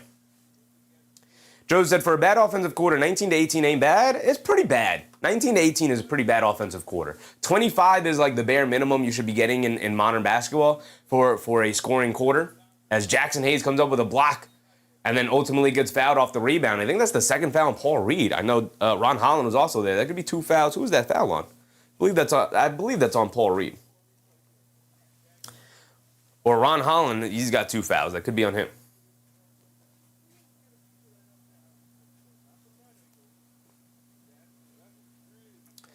Morty said, Cade's timetable is to be TBA, at least another 12 days, maybe longer. I believe a report came out, Morty, that they said they don't expect him back for the... And the Lakers are in the bonus, so they get 2 free throws out of this foul. Jackson Hayes at the foul line knocks down the first free throw. I believe a report came out. I could look up for it exactly. I believe a report came out that they said that they don't expect Cade Cunningham back for the remainder of the regular season. Mark said, do you know Cade's timetable? There is no real timetable. It's just dependent on how he responds to treatment after the collapsed lung. There really is no kind of, for sure. It's just dependent on how he responds to treatment. There's like no rehab for it. It's a collapsed lung. It's not like a muscle that like, okay, we allow it to heal. Now you rehab and we'll see how you respond to rehab. It's just going to be dependent on how he responds to treatment with the collapsed lung situation. There's really not much the doctors could do outside of, make sure he's healthy, obviously, and that it heals the right way. Thomas said these refs are absolutely brutal. That is for sure the case whenever you play the Lakers, man.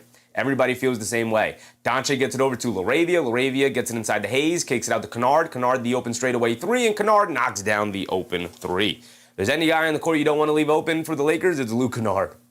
25 to 18 now here with a minute to go. Dennis Jenkins has it up top. Coming to his left off the Paul Reed screen. Step back, mid-range pull-up jumper. Got it to go for Dennis Jenkins. They need Dennis Jenkins to be confident and capable offensively here. And Doncic will bring it down the other way for the Lakers. He's being guarded and harassed full court by Javonte Green here. Luka coming to his left off the screen. Step back, left wing 3. That's already his 3rd or 4th attempt from that spot. He's only hit 1. Missed that one right there. Bullet pass back to Doncic to the rim. Gets the layup to go off the nice offensive rebound from Jared Vanderbilt there. And Luka comes up limping a little bit. Dennis Jenkins up top, fakes the handoff, keeps it, driving it down in the paint, kicks it out to LeVert. LeVert driving to his right at the foul line, pump fakes, tries to kick it out. Doncic saves it, knocks it ahead to Kennard. Kennard will stop and pop, knock me down.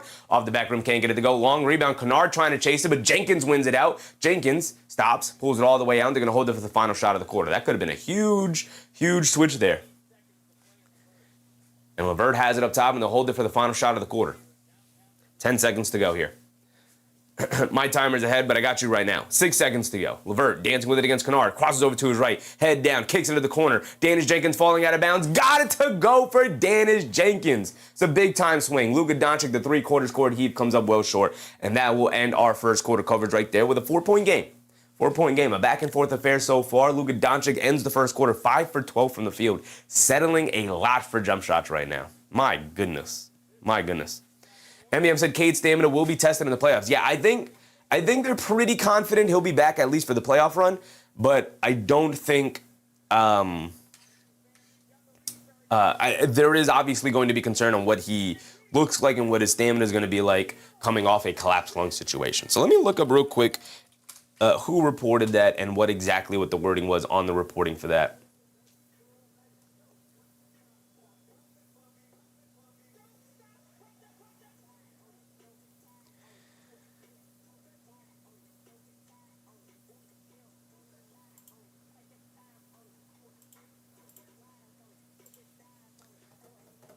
Bruce said, who said Luka doesn't hustle? That was great hustle right there. That was for sure great hustle. I didn't love Luke Kennard pulling up for that three there. It ultimately ended up being a 6-point swing. Right? He missed the three. It allowed the Pistons to get the ball back, and Jenkins hits the corner three on the other end. It was a 3-on-1 fast break. Just get the layup. Just get the layup. Nadi goes at 3/4 court heave. That was a full court heave. He was close to the foul line. He was close to the foul line. 3/4 court heave is the foul line. Is the opposite foul line. He was close to that. Full court heave is right next to the basket, which he was not. It was like in between. I mean, we could split the difference. We could say a 7/8 quarter heave. 7/8 quarter court.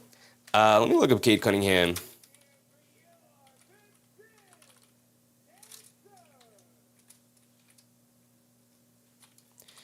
I'm just going to look up collapsed long, just to make sure that comes up the way we want it to.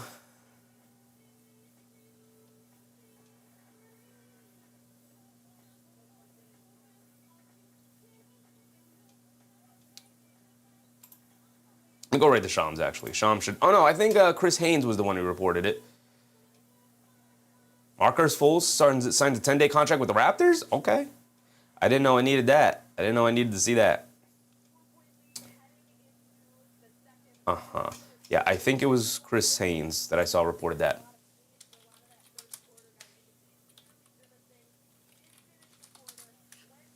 Luka Doncic's going back to the locker room. All right, there you go.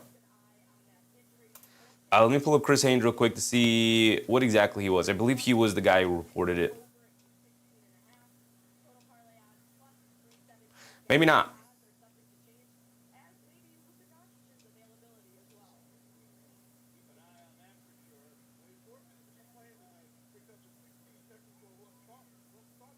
All right, maybe not. We'll find it. We'll find it somewhere. Here we go. Start of the second quarter. Duren has it up top, has it in the post now. Tries to kick it out, gets picked off, hit ahead to LeBron James.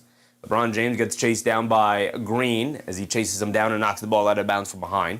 11:30 to go. Start of the second quarter now. Now to go, Zene. Divorced Luka going off.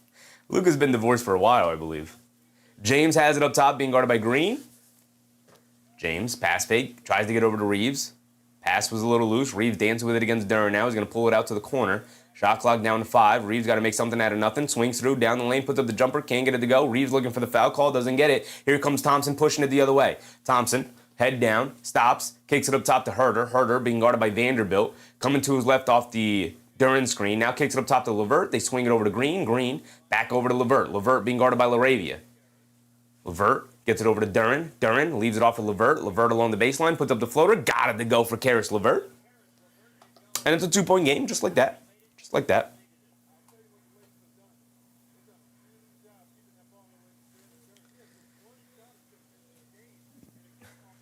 Laravia gets it over to James. Bullet pass down low to Vanderbilt and a nice pass. Double teaming LeBron never is really a good idea.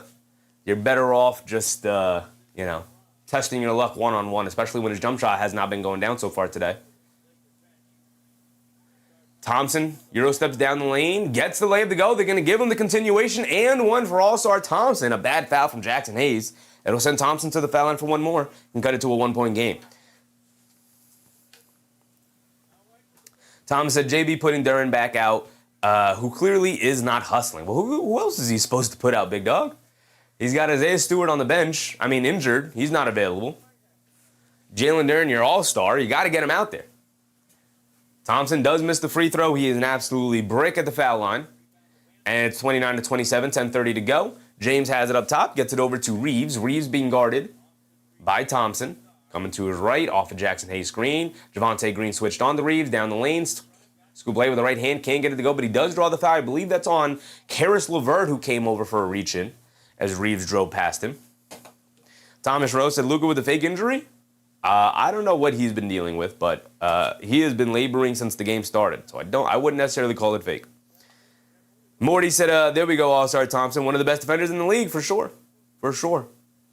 Underrated defender, which I know people know him as a good defender, but he should be in the conversation. I hope he is going to win all defensive honors this year. He definitely deserves it. Morty said also had 7 steals Friday against the Warriors. Warriors don't have a ton of ball handlers. I'm not too surprised by that. With the ball pressure that Thompson can provide, Reeves knocks down both free throws there. Back up by 4, the Lakers go. 31-27.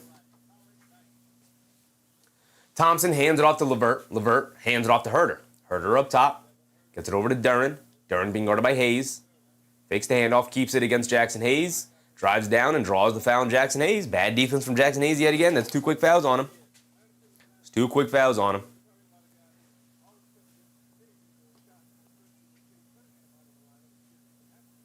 Naughty Ghost said, Levert waits like 60 games to show up every season. Dude might be one of the most least efficient effort regular season players.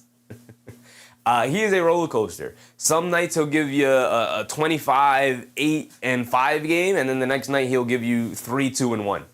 You know?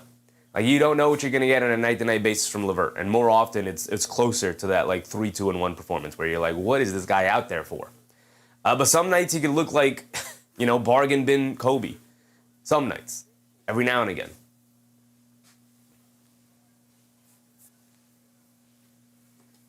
Duren knocks down both free throws. Perfect from the foul line so far tonight. Reeves bringing it down against Thompson. Thompson applying some great pressure here. Reeves struggling with his handle. He can't get open. Reeves sees the double team, gets to Laravia, cutting down low against Duren. Scoop play with the right hand. Got it to go for Jake Laravia. Great finish against Jalen Duren, who was trying to wall off the paint there. 9:30 to go here in this second quarter. Duren has it up top, being guarded by Hayes. Hands it off to Thompson. Thompson down the lane, loses the handle, picks it up, gets it over to Green. Green layup. Can't get it to go down, but he does draw the foul. He'll go to the foul line for 2 free throws. Now we're getting some fouls, man. Now the pace is going to slow down mightily. We had a pretty fast first quarter there. Now we're about to slow things down. Thomas Rowe said, Reeves' headband looks stupid. I think we got to bring more headbands back, man. We got to see more headbands in the NBA. It used to kind of like be a staple of the uniforms. There were so many people rocking headbands. Now you don't see it. And I don't want the thick headbands. I want the old school headband that was keeping all the sweat in.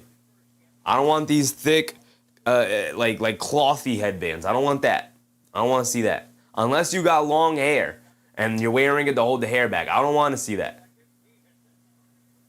I want to see the tiny, old, thin, like polyester one. That's what I want to see. Reeves bringing it down. And they call a foul, I believe, in the backcourt in the Lakers. Absolutely. All-Star Thompson, excellent pursuit. Hounding Austin Reeves full court on his ball handling. The Lakers trying to set backcourt screens to free up Reeves there. And they call a foul. Oh, I didn't see a foul on James there. James was just standing there. He even stops his movement to set the screen on Thompson. That's a great job from Thompson to draw that foul. It gets drawn because of the excellent pursuit from All-Star Thompson. Down the lane, Levert gets the layup to go. The cameras were too busy panning over to Thompson. By the time they got back to the game, all we could see is Levert getting to the rim for the layup. I forgot to give Devontae Green the 2 made free throws. So we're tied at 33 here. Reeves crosses over on Thompson in the lane. Pass fake, lobs it up top, and Hayes throws it down with 2 hands. All right, Lakers back up on the board. We got 9 minutes to go here in the second quarter, and here come the Pistons. 35-33, a 2-point lead to the Lakers. Duren has it up top, being guarded by Hayes. Putting his head down, attacking to the rim. Gets blocked by Jackson Hayes. James with the rebound, bringing it down the other way. James spins off of Green. Now he's got it in the post against them. Backing him down. Backing him down. Drop step. Gets the ball swiped down, out of bounds. They're going to give it back to the Pistons. And James signals to the bench to challenge it.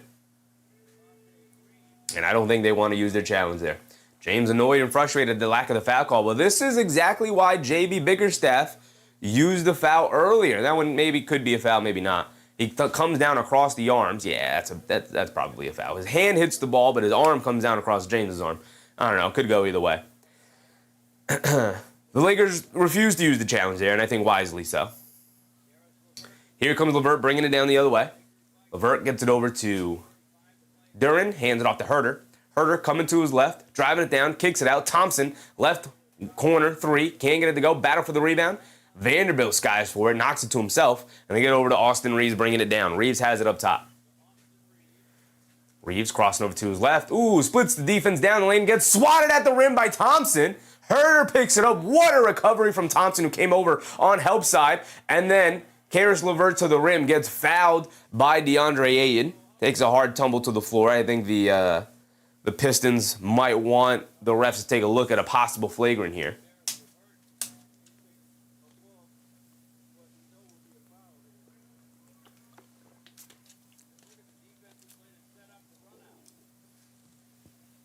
All-star Thompson, man.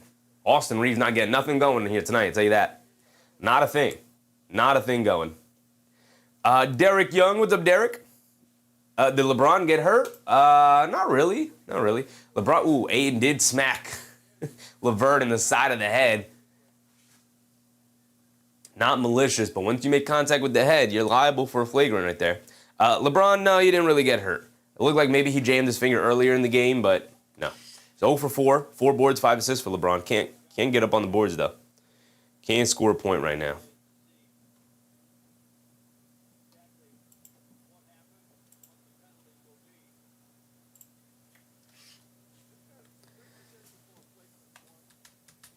Thomas said, Duren playing like crap. I mean, Jalen Duren, he's got 6 points and 4 boards. I don't agree, brother. I don't agree. I got him for 15 points, LeBron. He's not giving that to you right now. Luka may have gone out with an injury. We'll see if he comes back into this game. He went back to the locker room. I don't see him on the bench right now. So this is, I believe, a flagrant here for DeAndre Ayton. It's going to be 2 free throws, end of the ball for the Pistons. Obviously not intentionally trying to hurt him, but once you make contact with that head, man. Once you make contact with the head.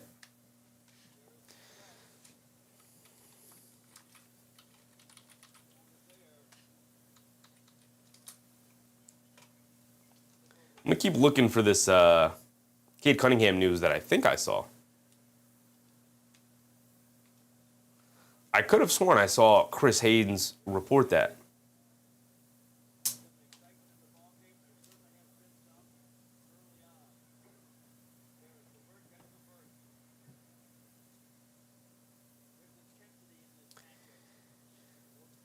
So LeVert at the foul line knocks down the first one, knocks down the second one, and we're tied at 35, and the Pistons get the ball back. Nick Yak said, I hate counting on the Lakers. Yeah, on the 9-game winning streak, not playing too particularly well here tonight. We'll see if they're going to be able to pull this one off. LeVert gets it over to Thompson, and with Luka possibly out the remainder of the game, we have not got an update on him yet.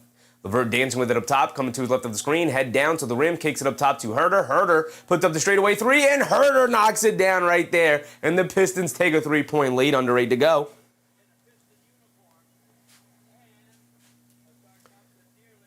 And Thompson almost gets a steal in the backcourt again. It goes back out of bounds. Job said he can't grab boards and can't get on the boards. Good one. James has it up top, gets it over to Duren, to Ayton. Ayton in the paint, kicks it out to Vanderbilt. Pump fakes down the lane, layup, can't get it to go. Ayton battling on the boards, but it finds its way to LeVert. LeVert bringing it down the other way. LeVert up top, being guarded by Ayton on a switch. LeVert swings it over to Thompson. Thompson gets it over to Herder. Herder in the mid-range, lobs it down low to Ayton, just turns, lays it up, can't get it to go down, but gets fouled by Vanderbilt. And the Lakers having a really tough time guarding DeAndre Ayton right now. They're doing a really bad job of matching up.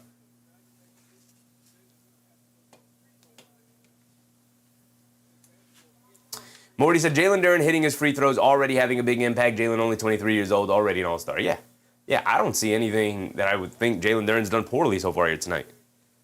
I think he's been perfectly fine, if not even pretty dang good.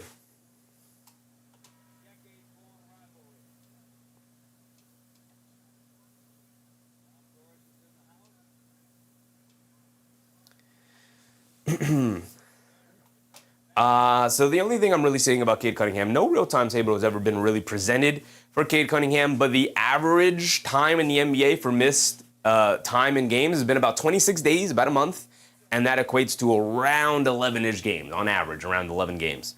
So they don't expect him back for any of the regular season games, but they do expect him back for the playoff run.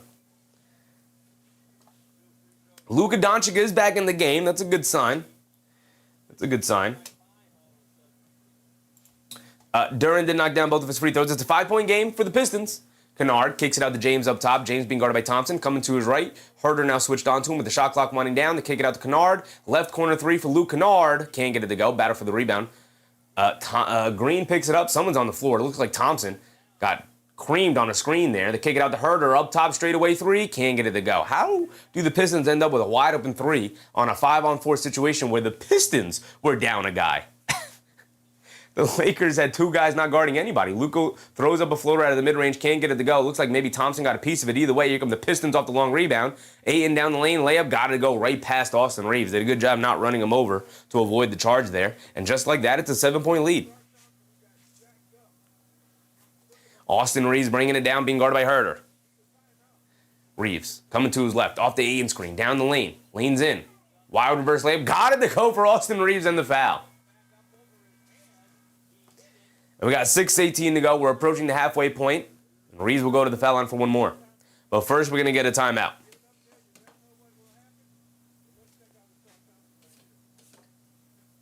Bruce said, seriously, Cade? What's going on with Cade? What do you mean? What's going on with Cade? You're walking out said, I'm putting money on the Lakers. They do have the 9-game winning streak, but they are not playing well so far here tonight. I mean, Reeves 2 for 8. He just made a shot. So before that, he was 1 for 7.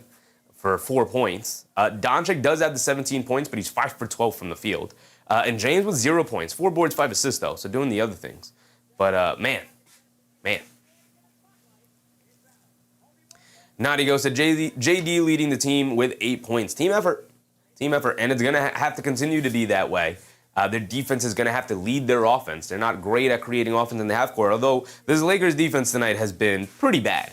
During this 9-game winning streak, their defense has ticked up, and they've been a very good defensive team. So far tonight, not so much. Not so much at all. Star Schmello. What's up, Mello? Lakers are barely scoring. Yeah, they're struggling. They're struggling offensively for sure. A lot of that has to do with the Pistons' really good defense so far. All-Star Thompson mucking the game up defensively. I think he's been utterly fantastic on the defensive side of the ball so far here tonight. Thomas said Lakers with cheap shots? What do you mean, brother? Morty said Jalen Duren needs to improve his 15-foot jump shot. But besides that, he's an NBA star thus far. Yeah, I think he needs to create something. He needs to have a go-to move. Right now, just kind of using his size and his strength to get to the rim. He's got a really great soft touch. So if he can get it and catch it anywhere close to the basket, he could usually just turn, flip, and get something to go down by getting it up on the rim. Kind of Jokic-esque in that regard. But if he wants to hit the next level offensively, he's got to develop some kind of in-between game, whether it's a 15-foot jump shot like he said. I know he has been working on that. I know the jump shot, it does not look broken. It looks pretty decent. I would like to see him maybe develop a little bit of a push shot or a floater, catch it in that in-between area about 10 feet away or so, 10 to 15 feet away, and just turn and push up a floater of some kind where you don't always have to bully your way into the basket and get a little bit closer on a little flip shot. If you could develop a little floater like that, I think that's kind of all he would need right now. Would also maybe like to see him develop some post moves or a post move, a go-to post move, maybe just a drop step or just a turn and hook shot over either shoulder. But outside of that, yeah. He also needs to continue to work defensively. Needs to get better defensively for sure. He's not bad, but there's definite room for improvement. Bruce said, don't leave us hanging. Yeah, I've been looking for the Cade news. There is no update on Cade. I thought I saw something. Maybe it was a fake account or something. I don't know. But the average time missed is about 26 days, which is usually about 11 games on average for players who have suffered a collapse lung in the NBA. Danis Jenkins subs back in and knocks down a step-back mid-range fall-away jumper. Reeves did knock down a free throw, so it's 44-38 here. Luka Doncic has it up top being guarded by Thompson. They lob it down low to James. James catches. Ball knocked out of his hands by Green, and the ball is out of bounds, so it'll stay here with the Lakers. And we are just past the halfway point now. Under 6 to go.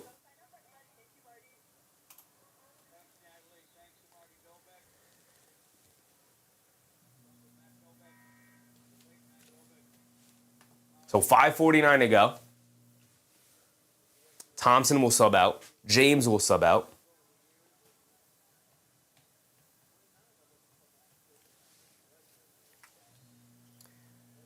I don't know who this is. Is that Adu Thoreau? Rookie Adu Thoreau is in the game? Rookie Adu Thoreau. Now, if you guys don't know, this was another one of my guys in the draft. So there are these guys constantly throughout Rose Pier. What's up, Rose Pier? There are these guys constantly throughout the NBA who are drafted to teams who I don't necessarily root for or maybe actively root against. As Thoreau knocks down the first free throw, got fouled, immediately came into the game making a difference. Love to see that. Adu Thoreau was one of my guys in the draft that I was hoping the Knicks would draft. Now, I'm happy with Mo Diawara, don't get me wrong, but to see Adu Thoreau go to the Lakers as he misses the second free throw and have some moments so far this season. He's had a couple moments here there. Defensive first kind of player. So we'll see what kind of impact he has in the game here. Clearly, they're looking to improve their defensive game so far here today because they've been lacking on that end of the court. Duncan Robinson down the lane. Maybe the ball got knocked out of his hands, or maybe he just lost it. Either way, ball out of bounds, ball back to the Lakers. Here comes Luka Doncic bringing it down. Bringing it down the other way now. Doncic has it up top. Coming to his right now, crossing over to his left, rejecting the screen. Down the lane, leans in, throws up a floater, doesn't get it to go. And battling on the board, able to tip the ball up and in. Impressive job from DeAndre Ayton there. Fighting on the glass. Luka Doncic continues to jump into the defenders looking for foul calls. He didn't get it there. Adu Thoreau chasing Jenkins around. Now they get it to Harris in the post being guarded by Thoreau. And they call defensive 3 seconds on DeAndre Ayton. And Ayton arguing, I just stepped out of the paint. How can you call it on me? Either way, that's a free point for the Detroit Pistons here. Thomas said, what is Duncan doing?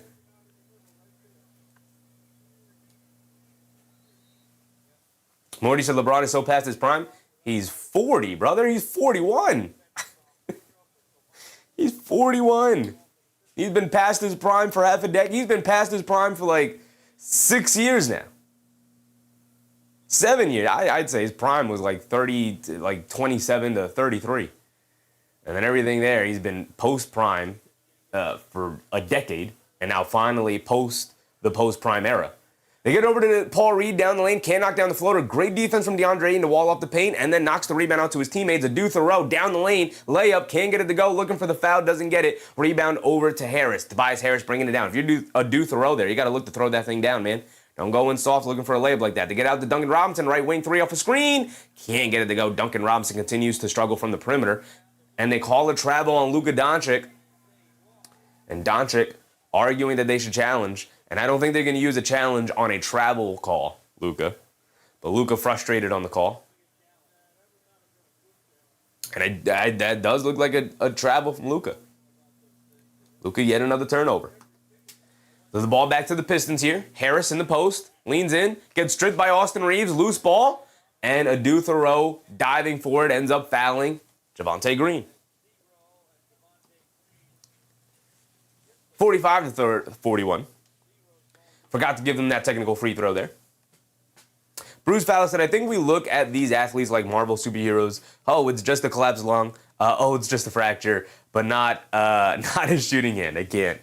Yeah, I mean, there are different severities to a collapsed lung.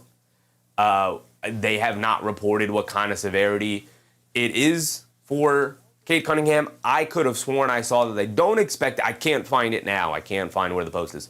But I could have sworn I saw this. Nor do I think they do expect him anyway. Like I said, the average missed time for a collapsed lung is around 11 to 12 games. They have about 12 games remaining, including tonight's game. So I don't expect Cade Cunningham back for the remainder of the regular season. But even if he does come back for the playoff run, like people said, what is his stamina going to be like? What is he going to look like physically? It's not like, oh yeah, I've recovered from the collapsed lung. Let's get back to playing high-level professional basketball here. There's obviously going to be a time of adjustment, a time of like, is he even going to be able to get out there and play 30-plus minutes a night? Doncic, good manipulation, lobs it up top to Ayton for the two-handed slam. It's 47 to 43. Dennis Jenkins bringing it down.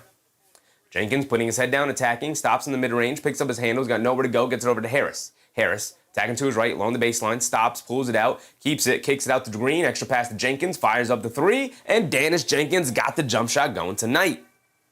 Super Morty said Cade will be back. He will be back. I assume he will be back. He's got time to recover. But what will he look like?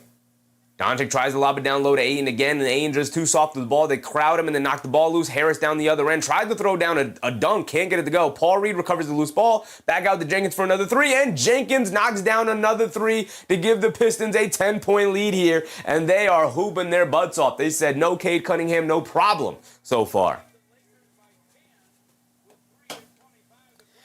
KLZ, what's up, KLZ? Go Pistons. They're hooping, man. They're hooping. Very impressive performance from the Pistons so far tonight. Really disastrous performance from the Lakers.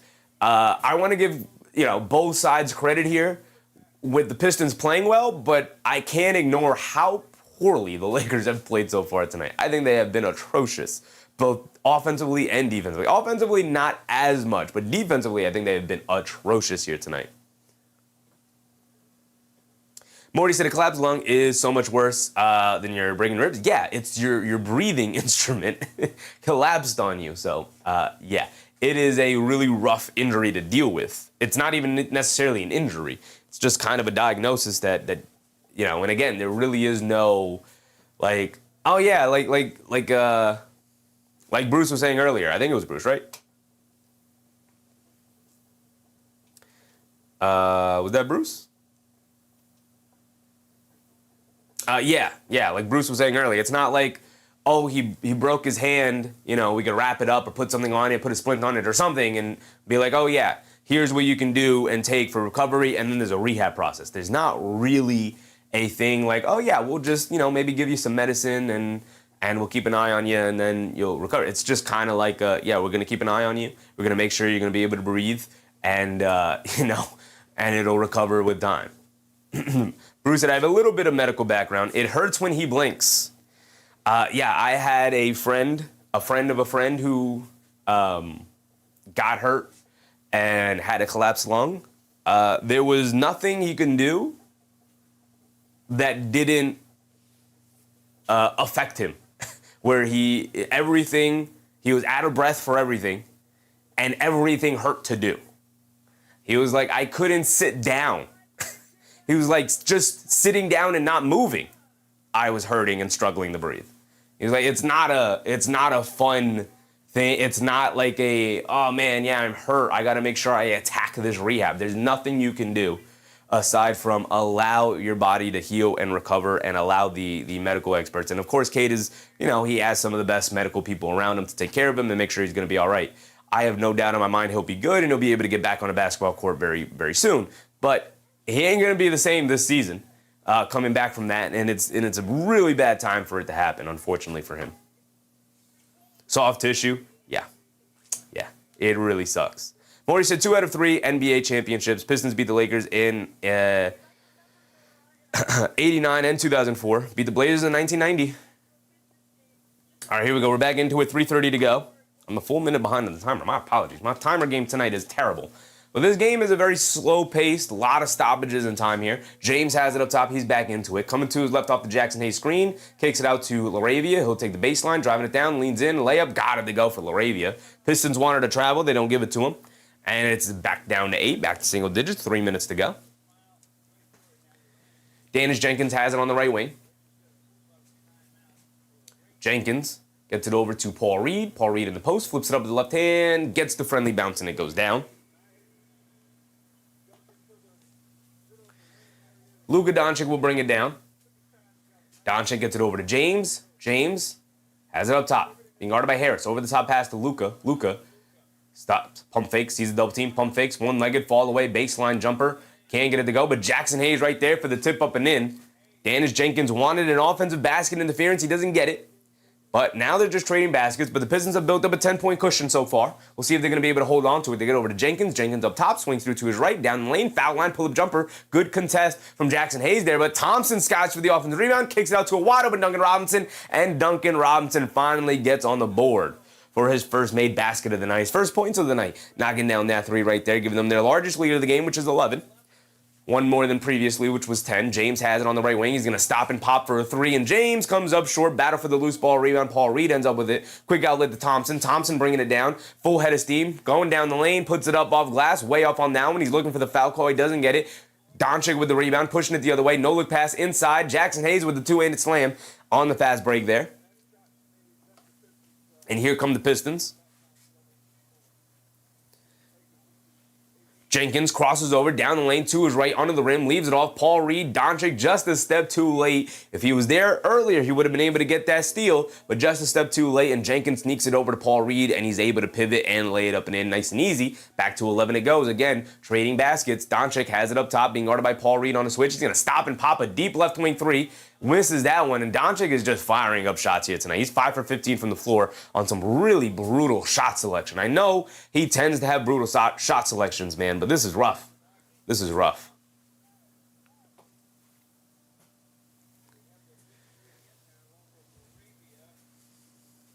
David, with all the Pistons fans in the chat, said, let's not go, Pistons. They're hooping right now, though. They're up 11, and they get the ball back. Thompson has it on the right wing, gets it over to Paul Reed. Paul Reed kicks it out to Jenkins. Jenkins crosses over to his left on Doncic. Down the lane, leans in, pump, pivots, kicks it out to Thompson. Hands it off to Robinson. Robinson just hit 1, make that 2 for Duncan Robinson. And just like that, the lead is starting to balloon up. It is now up to 14 points for the Detroit Pistons here, 63-49. What an end to the first half here that they are on the verge of ending with. Reeves has it up top. He's struggled mightily tonight. He's being guarded by Jenkins. Sees a double team. Now they retreat. Reeves one-on-one against Jenkins. Crosses over to his right behind the back. Foul line. Pump fake. Steps through. Leaves it off. Jackson Hayes a two-handed slam. Nice manipulation from Reeves there. But it's still a 12-point deficit with 20 seconds to go. 28 seconds to go. Harris has it up top. Reeves switches onto him. Harris is going to isolate against Austin Reeves. Driving to his left, bullying his way into the paint to kick it out to Paul Reed. Paul Reed pump fakes, driving to his right in the paint, flips it up. God, he did get it to go down. It rolled in, thought maybe it might pop out, but he ends up getting it to drop down. 65-51, Doncic bringing it down against Thompson. Good pressure from Thompson there. Doncic putting his head down and draws the foul, and all-star Thompson on the perimeter there. That is only Thompson's second foul, though, so he picked up the first one really early in the game, literally a minute into the game. He picked up a foul, and I thought, uh-oh, this could get ugly for All-Star Thompson. We know can often struggle with foul trouble, especially if he picks that one up earlier in the game, knowing he has the Luka Doncic matchup. He did a great job of staying out of foul trouble, and now just finally picks up a second foul. Really great job from him. They try to get it into Reeves, and ultimately Dennis Jenkins fouls him. I'll be interested to see if they call it before the inbound. Don't think so. I think it will be foul on the floor. Either way, they're in the bonus. 4 seconds to go here. Bruce Fowler said Detroit needs this game. They do. They do. Not with the Knicks and the Boston Celtics licking their chops, rubbing their hands together, thinking, Detroit, no Cade Cunningham. Are you going to falter? Are you going to fall down the standings? And so far tonight, Detroit Pistons said, don't count on it. Don't count on it. Reeves at the foul line for 2. He misses a free throw. Oof. Oof. At this point, you could use all the fouls you can get, man.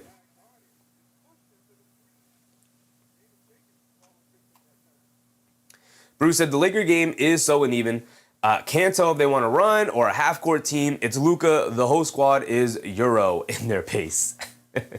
Yeah, I agree with you. You don't know what kind of pace they want to play with. Do they want to run? Do they want to look for easy baskets? Do you want to get on transition? Do you want to play a half-court game? Do you want to play isolation, heliocentric basketball? LeVert fires up a pull-up 3. Can't get it to go at the end of the half there. Reeves did knock down the second free throw, so it's a 13-point game at halftime. This is a really great first half for the Detroit Pistons here.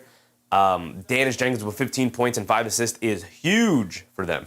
But to say I didn't have high expectations for the Lakers tonight, to say I'm disappointed in the Lakers' effort overall here tonight would be an understatement. My goodness, I think their defense has been absolutely atrocious.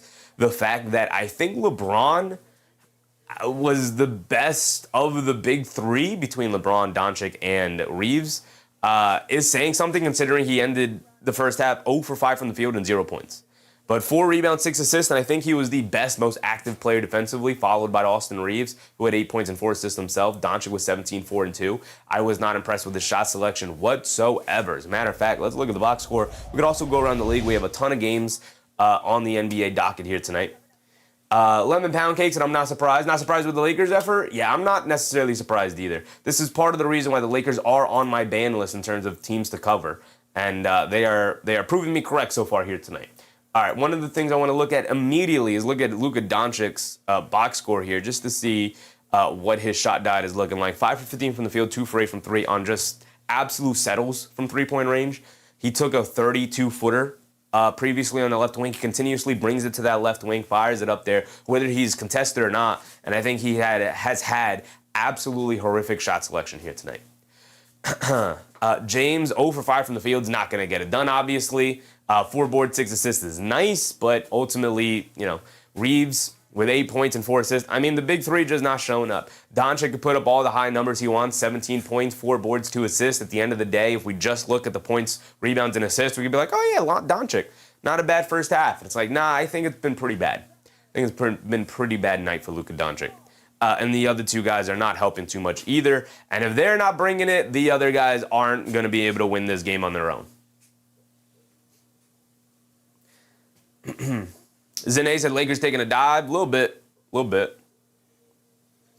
You're walking out said Lakers for the clutch. I mean, it's only a 13-point game, and we know the Pistons can go through spurts where they struggle to score, so we'll see. But with the way the Lakers have been playing defense, I don't know if they're going to struggle to score. Nadigo said, now let's turn this lead into a blowout in the second half. I mean, you definitely can have your opportunity with the way the Lakers have played tonight. As long as you can knock down your shots, I think you'll be all right long term. Mello said, hopefully second half is better from both sides. Yeah, could definitely be better. I think the Pistons played fine. They missed a couple of shots, sure, but, without Cade Cunningham, I'm not expecting him to be an offensive juggernaut or anything. I thought their defense was absolutely fantastic, led by All-Star Thompson, who I thought had a fantastic first half. You look at the box score, 4 points on 2% from the field with 2 rebounds and 2 assists, and you go, was Thompson all that effective out there? I mean, he has 1 block. He doesn't even have a steal. Like, how good was he in that first half? I thought he was absolutely fantastic. I thought he set the tone here tonight, as he tends to do for this Pistons team. I thought he was phenomenal. I thought he was the best player on the court for the Pistons so far here tonight. Definitely the most impactful. Duren and Jenkins leading them in the scoring department, 15 for Jenkins, 10 for Duren. Obviously, Danish Jenkins being 3 for 3 from the three-point range and 6 for 10 from the field is a huge, huge step in the right direction for Jenkins, who had been struggling up to the Cade Cunningham injury and getting an opportunity to start here. Maybe that can get him back into some rhythm here because he was really struggling before that. You're walking out said Lakers were missing Luka for almost half a quarter. I mean, that is a normal rest time. So it's not much of an excuse. Also forgot to say, my goodness, my bad, my guys, as always, at Get Off My Lawn Records. The halftime rundown is brought to us by our guys over at Get Off My Lawn Records. Go ahead to their website, sign up for their mailing list, and check out their music. The Jazz Destroyers, check them out as well. Both of those have YouTube channels, so check out Get Off My Lawn Records as a YouTube channel. Check out the YouTube channel for the Jazz Destroyers. See if they vibe with your music. Darnell, appreciate you, Darnell. Appreciate you, brother. I know. I gotta make sure I always hit it. Shout out to our guys, man. I don't ever want to shortchange our guys. They're really generous for us. Check out their website as well, getoffmylawnrecords.com. You can sign up for their mailing list so you can be notified whenever they themselves, as the Jazz Destroyers, drop music, or any of their artists signed to their label drop music as well. If you're musically inclined, go ahead and reach out to them and see if they could help you up. They have worked with a bunch of small underground artists just looking to release an album and release some music. They can definitely point you in the right direction or help you out themselves, of course, with their record label. They were also generous enough to give us a discount code. So use promo code Sheffy at bandcamp.com to get 20% off site-wide. So appreciate you guys. Captain Matt said, what do you say about the Knicks game or the game coming up? The Knicks game tomorrow. The Knicks are playing the Pelicans tomorrow. The Pelicans have been playing extremely well as of late, so it's going to be a tough game. Happy that they got a nice, easy victory, maybe a get-right game a little bit against the Washington Wizards, so you're going to go into a dogfight against the New Orleans Pelicans, so they got to be ready for that. Ian Parkins said, see what good coaching looks like? Yeah, I mean, JB Bickerstaff is a good coach. Bruce Fowler said, any games the last day or two that look like potential seeding or head-to-head play in matchups? Any games the last day or two, like previous games? Not necessarily. The NBA wanted to stay away from counter programming against the NCAA tournament, so we haven't had too many good games on the NBA docket as of late. So if we go back the last couple of days, we had Blazers Nuggets yesterday, Nets Kings, Knicks Wizards. We had Timberwolves Celtics, but obviously cross-conference matchups there, Raptors Suns cross-conference. The NBA is really smart in the way that they wanted to schedule this out. So you're getting a lot of tanking team matchups. You're getting a lot of good teams playing bad teams or good teams playing mediocre teams at this time. We should be getting back to kind of a regularly scheduled program this week moving forward as the NCAA, as the madness part of the March Madness tournament is obviously ticking down. As we, I believe we're past the round of 32, right? We're moving on to the Sweet 16 next. So, now the college season is winding down. The college games are winding down. So, playoffs coming, record 0-0. Absolutely. The playoffs are a different beast, man. Absolute different beast. Zane said losing a 5-game winning streak to the Pels would be crazy work. 6-game winning streak, Zane. 6-game winning streak. The Pels have been really good lately. I mean, we can check it out. We could also go around the league in a second here, but don't underestimate the Pelicans, man. I know they've had a brutal season, but since DeJounte Murray has returned, you can take a look here. They have been winning their games as of late. They have losses to the Cavs, which was only a 5-point loss, and losses to the Rockets, which is only a 2-point loss. Outside of that, they've been playing well. Wizards, obviously, it's a win. But they beat the Raptors, good win. They beat the Clippers twice in back-to-back games, which is really good. And then they lost to the Cavs. So, obviously, they're beatable, but it's not going to be an easy game, right? The Knicks are going to have to show up and win that one. Thankfully, they will be home for that game. Superman 1, he said, I wish the Lakers were in the East. Nah, I'm good. Keep them out there. Keep them out there. So the Pistons could sweep them in the playoffs. Keep them out there, big dog. We're good. We're good. Zane said, I count the Warriors' win as a loss. Hey, Zane, you got to take the wins as they come. They're not all going to be pretty. They're not all going to be pretty. Even the bad wins are still wins. Got to take them where you can get them. Vito, what's up, Vito? Let's go Pistons. They are hooping here tonight. Bruce said a most modest 6-game winning streak. Third longest winning streak in the NBA. And if the Lakers go down tonight, second longest winning streak in the NBA. Lakers are sitting with the second longest winning streak at 9.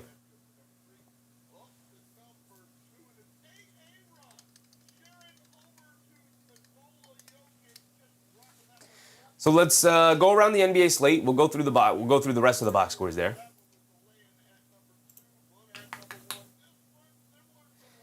The Pacers playing the Magic. The Thunder playing the 76ers. The Thunder taking care of business against the very injured 76ers there. I believe no Embiid, but definitely no Maxey. No Paul George still. Yeah, look at the starting lineup. Marjon Beauchamp in the starting lineup. My goodness. Justin Edwards, Dominic Barlow, Adem Bona, VJ Edgecombe. Feel bad for Edgecombe out there, man. Out there all by himself. No Paul George, no Joel Embiid, no Tyrese Maxey. Eesh, man. It's looking rough out there. They dealing with so many injuries, they had to go out and find Campaign, bring him back.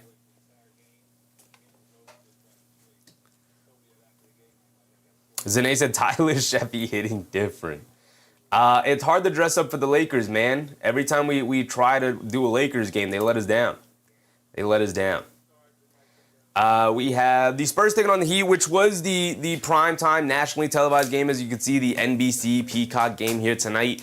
And the Spurs are absolutely putting BTA to the Miami Heat right now. My goodness. Mello said, and it's a Philly home game. Yikes. Yeah, man, Philly letting their fan base down, as they tend to do. That is what Philly does. You got the Hawks taking on the Grizzlies. Should be an easy Hawks win for the most part. They're already up by 16. It's good to see for a Hawks team that's been red hot as of late. They did go down recently. I forget the who, but the Lakers, right? Or I don't remember. Either way, they've been playing well lately. The Bulls and the Rockets just tipping off here. It's a 10-point early game here. Early 10-point lead. Later tonight, we got the Raptors Jazz tipping off Warriors Mavs, which is the late night nationally televised game. Terrible scheduled national game there. You got Nets Blazers. Not great. Bucks Clippers round out the night with the latest start time, 10:30 p.m. on the East Coast here. That's a pretty rough matchup too. So again, the NBA is made sure they scheduled around this time where they knew the tournament was going to be going. Some not great matchups. David said Wemby should win MVP. He'll get some first place votes. I don't think he will. I definitely think it's SGA. The way SGA, the consistency he showed this year, they have the best record yet again. That counts for something, although the Spurs not far behind, which should also count for something, which is why he should get first place votes. But I think ultimately SGA will win the MVP. Zane said if the Spurs take the 1 seed, yeah. I mean, if they get to that point, we could have that conversation. But as of right now, that's simply just a hypothetical, as the OKC still 3 games ahead. Not super far, only 3 back in the loss column. The Spurs, if the Thunder go on a little bit of a losing streak here, but they are on an 11-game winning streak. They've won 11 in a row. Spurs have won 5 in a row. Lakers won 9 in a row. Everybody top 6 in the Western Conference. I mean, top 8 in the Western Conference right now on winning streaks. Whereas we go to the East, Celtics just lost the other night. Knicks on a 6-game winning streak. Cleveland on a 3-game winning streak. Toronto's lost 2 in a row. So they're dropping down the conference. The Knicks are on the verge of clinching a top 4 seed. If Toronto loses another game, the Knicks win another game. They'll be another step closer. Vita said Knicks can't score. Top 5 offensive team in the NBA? Sure, brother, sure. Sure, brother. I mean, we could do this, too. The NBA offensive ratings and see where the teams stack up. So this is using NBA.com. It's not going to filter out any garbage time or anything like that. But if we go to offensive rating and do that, zoom in so you guys can see it a bit easier. Denver has the best offense in the NBA, followed by the Celtics, followed by the Knicks at 3. Spurs at 4. Charlotte Hornets at 5. I mean, we got the Pistons sneaking in there at 9. There you go. They're the Pistons. They're 9. Talk about a team that can't score. I kid. The Knicks, in terms of defense, so the Pistons are second. It's their bread and butter right there. The Spurs are number 1 by a pretty country mile. The Pistons second by a country mile, but they're still obviously another mile behind the Thunder. There's a pretty big difference between the Thunder at 1 and the Pistons at 2, but also the Pistons at 2 and the Spurs at 3. But Boston at 4 and the Knicks at 5. So the Knicks are top 5 in both offense and defense. Woof. Who would have thought it? Vita said Knicks overrated? We'll see come playoff time. I mean, if we're being honest, there's so many people who are so down on the Knicks despite them being top 5 in both offense and defense. But time will tell. Playoffs will tell.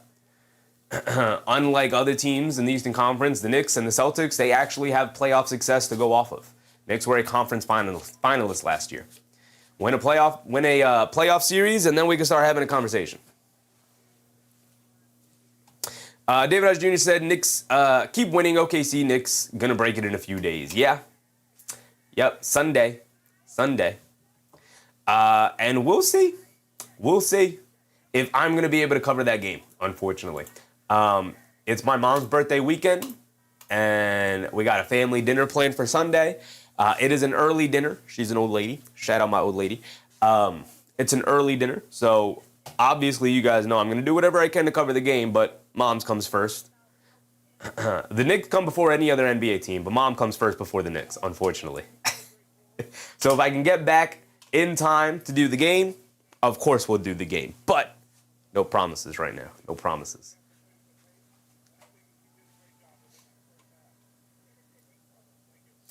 Greg Williams, what's up, Greg? East has better players, West better coaching.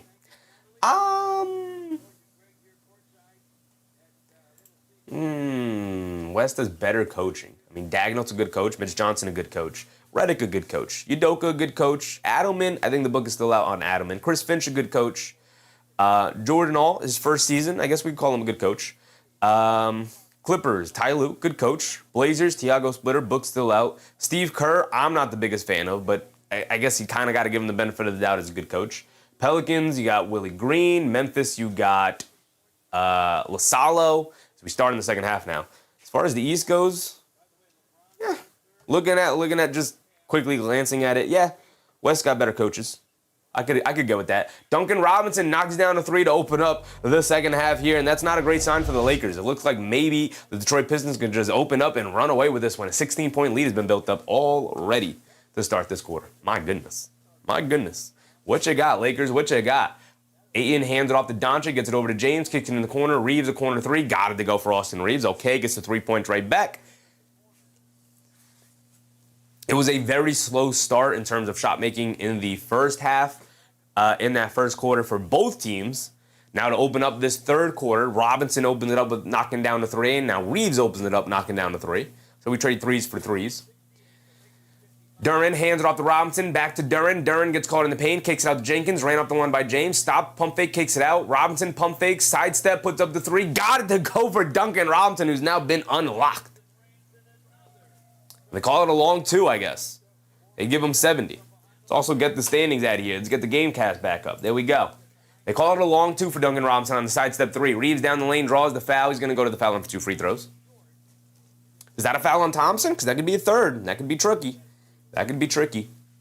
That's a three. That's a three from Duncan Robinson. They initially ruled it a 2. They should give him the 1 more point back. As a matter of fact, I'm going to give him the 1 point back.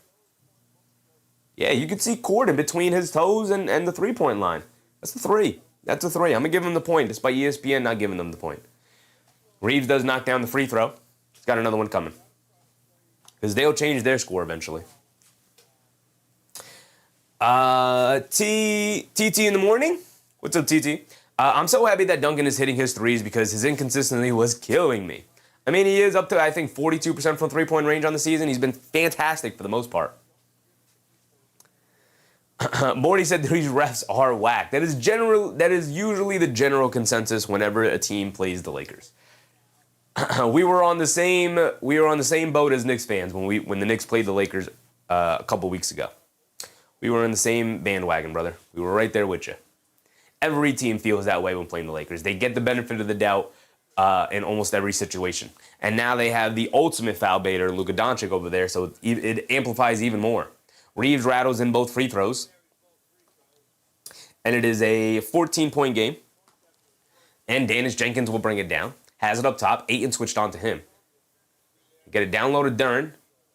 Laravia trying to jump the passing lane there to get the steal as they try to dump it down low to Duren in the post. And they call the foul on Laravia.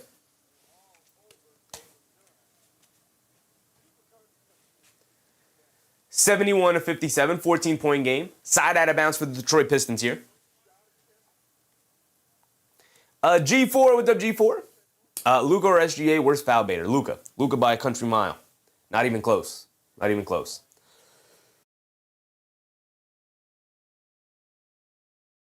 Dennis Jenkins along the baseline. Loses the handle on the ball. Dribbles out of bounds.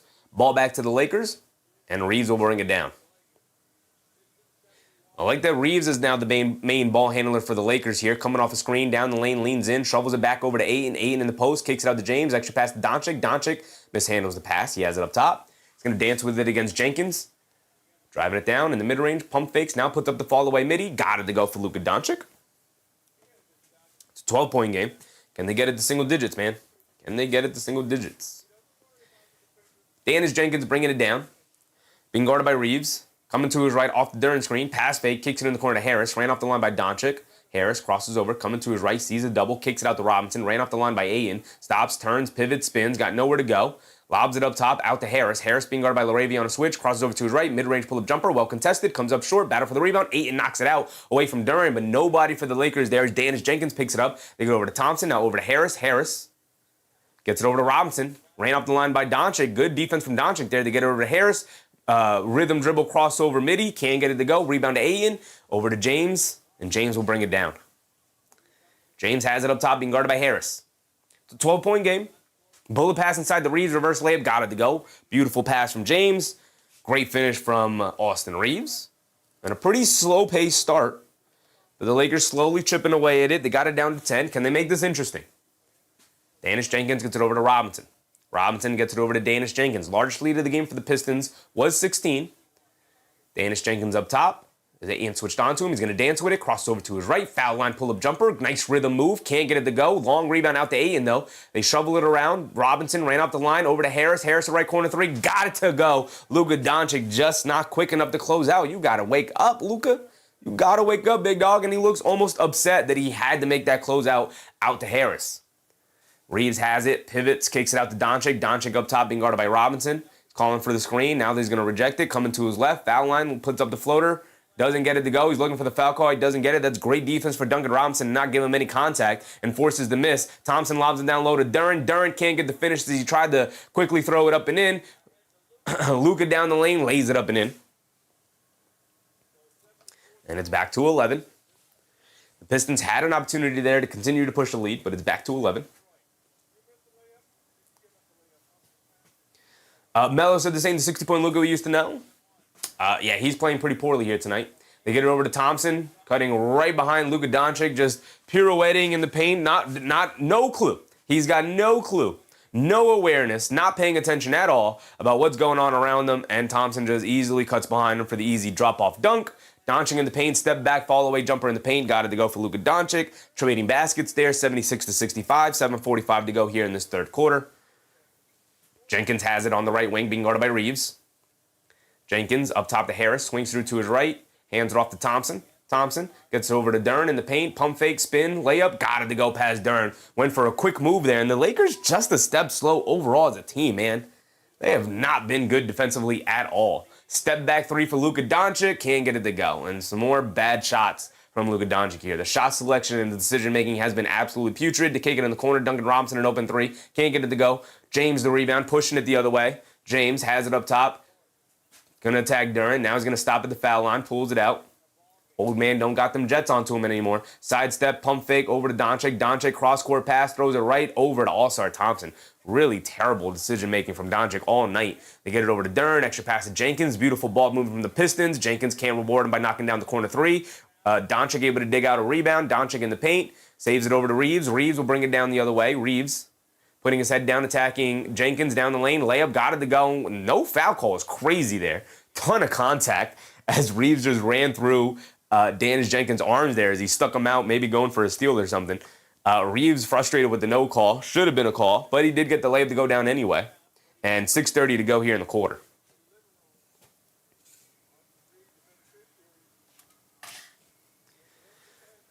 $67-78. It's an 11-point game. They've gone back and forth. Really putrid effort defensively for the Lakers here tonight. Doncic just trying to dig him out by just maybe getting them going offensively. Like if I could just knock down enough perimeter shots tonight, if I could just heave them up there and get enough to go down, we could walk out of here with a win. We're way too reliant on tough shot making from Luka Doncic tonight. LeBron Jameson with 0 points, 5 boards, 8 assists. Austin Reeves now up to 17 points. Luka Doncic up to 23 points, but their defensive effort has been horrendous. My goodness. And all I've heard, obviously I've not been tuned into the Lakers winning streak here, and all I've heard during the winning streak is how much their defensive impact or how much their defensive effort and intensity has ticked up. And I'm not seeing, and tonight they have not shown it. They have not brought it tonight, unfortunately for me. I was kind of looking forward to seeing the Lakers tick up their defense. Now, we saw a little bit of it as Knicks fans because this 9-game winning streak, the second one that they had, was against the Knicks, and their defensive effort in that game was fantastic.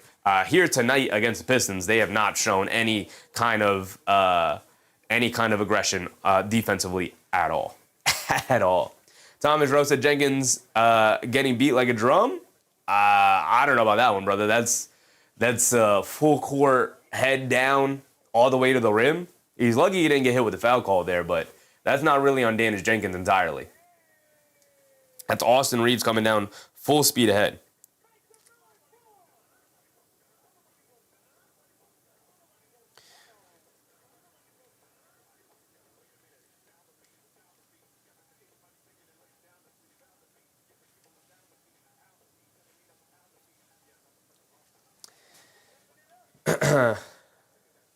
MBM said Luka with bombs away.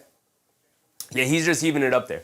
I don't know if it has anything to do with I don't know if it has anything to do with his injury. I don't know if it has anything to do with the Lakers are tired. How long has this East Coast trip been? Is this the last leg of it?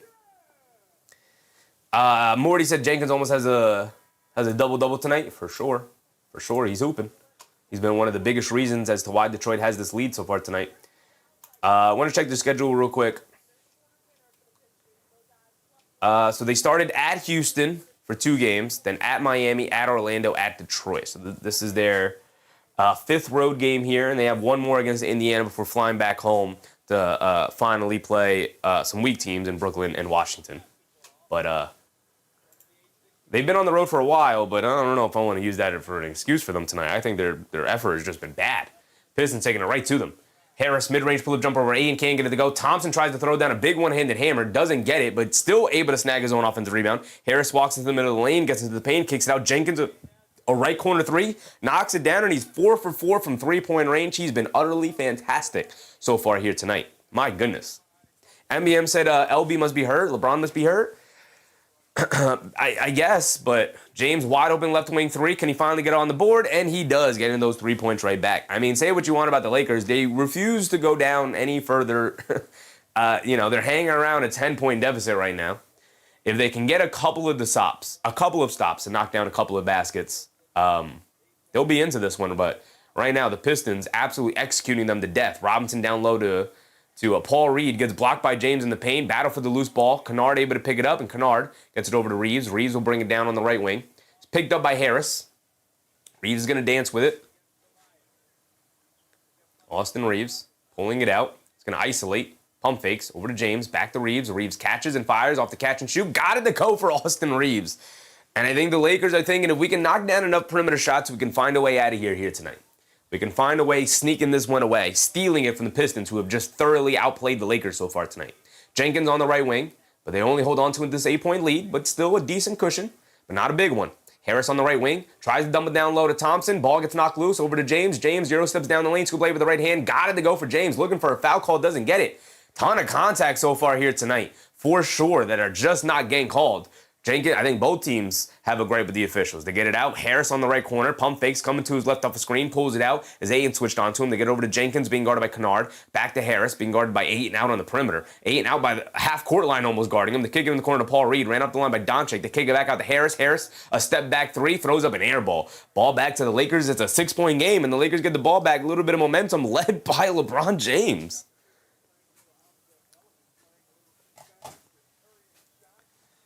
So the Lakers will bring it down now with 4:20 to go. 6-point deficit. They opened up this quarter, giving up a 3 that made them trail by 16, which has been the largest lead of the game. But now they've cut 10 points off of that, getting it to a 6-point ball game. LeVert is in the game guarding Luka. They get over to James. High post, middle of the lane, at the foul line, stop, turn, fall away. Can't get it to go off the back rim. Battle for the rebound. Paul Reed, good box out on Aiden. Able to knock it over to Jenkins. Hit ahead to LeVert. LeVert back to Jenkins. Jenkins ran off the line. Step back. Double step back. Kicks it over to Paul Reed. Paul Reed gets it out. LeVert ran off the line by Doncic. Here comes the defensive intensity here from the Lakers. There you go. They get out to Jenkins. Crosses over on Reeves. Step back. Spins. Kicks it out to LeVert up top. Ran off the line. Mid-range. Pull-up jumper over Aiden. Good defense. Better offense for Caris LeVert as he knocks down the mid-range pull-up jumper. Good defensive effort there for the LA Lakers, multiple efforts, but just better offense for LeVert, who knocks down a contested mid-range shot. They get it out to Kennard. Kennard ran off the line. They kick it over to Reeves. Reeves in the right corner, being guarded by Jenkins, gets it over to James. James being guarded by Harris. James faces up as Jenkins now switches on to him. They kick it over to Reeves in the paint, puts up the floater, doesn't get it to go, but he is fouled by Paul Reed, going to the foul line for 2 now, with 3:20 to go. Thomas said, get Tobias out. MBM said, all Laker money on the hold guys. I mean, LeBron being the guy to have to drag you out of this with Luka and Reeves. You know, the numbers look good, but Reeves starting to play much better here in this third quarter than he did in the first half. Luka taking a little bit of a step back in this second half is good. LeBron maybe taking a step forward as more of a ball handler and decision maker is good. They need to find the right balance in the game, because I don't think Luka's decision-making has been very good at all so far tonight. Darnell, the Lakers need some more young guys, some more athletes, and some more defensive-minded players who can maybe knock down a shot or two. The problem with the Lakers is that their offensive players can't play defense, and their defensive players can't play offense. Oof. Oh my goodness, my scoreboard is way off, Ian Parkins. Thank you, thank you. Reeves does knock down both of those free throws, so it is 77 to 83. There we go. Forgot to give them that previous bucket they had. Duren in the paint, spins off of Reeves, puts up the floater, can't get it to go. Rebound to Vanderbilt, gets it over to Luka. Luka bringing it down, gets it over to Kennard. Kennard ran up the line by Holland. And the loose ball situation finds a way to get knocked over to Jackson Hayes for the two-handed slam in the paint. It's a 4-point game. Look at that. Look at that. 2:45 to go. LeVert has it on the right wing. Cross-court pass. Ron Holland wide open left corner three. They're daring him to shoot it. He obliges. He can't make him pay, though. Rebound finds its way to Doncic. Doncic bringing it down. Pushing the pace. Has it on the left wing. Being guarded by Dennis Jenkins. I tell everybody to get the heck out of my way. I got Dennis Jenkins on me. Instead, he's going to run the pick and roll with Jackson Hayes coming to his left. Stops, step back, left wing three. Luka Doncic off the back rim, can't get it to go. Battle for the loose ball. LeVert picks it up. Quick outlet to Jenkins. Jenkins zero steps down the lane. Reverse layup. Got it to go. The Lakers don't get back on defense on that long rebound there. Terrible shot by Luka Doncic. Allowed them to get out and run. And we're going to get a timeout from the Lakers there? We're going to get a time. No. Yeah, now we're going to get a timeout from the Lakers there. Dennis Jenkins with 20 points. 5 boards and 8 assists. He's been absolutely electric for the Pistons tonight. They needed somebody to give them something, and Dennis Jenkins raised his hand and stepped up in a major way so far tonight. We got 2:11 to go here in this third quarter so far. You're walking out, and hopefully in timeout the Spang Luka for these shots. Yeah, probably not. Probably not. I think his shot selection has been putrid tonight. He's just settling for step back three. And I know those are the shots he takes, even the contested ones. I know those are regular shots he takes. I know. But when they're not going down and you have a guy like Dennis Jenkins switched onto you where you have a major size advantage, I would tell everybody clear out. And I'm going to take him into the mid-post there. I'm going to force a double team, and I'm going to find the open man. Not trusting your decision-making here tonight has been the death of Luka Doncic's impact, man. MBM said they benched LB. LB is a 41-year-old man, MBM. He got to get his rest. You know, he did his job in terms of getting this back into the game. Now, if your franchise cornerstone star player who's been on fire for this 9-game winning streak can't get you to the lead at this point, it might not be a night to begin with.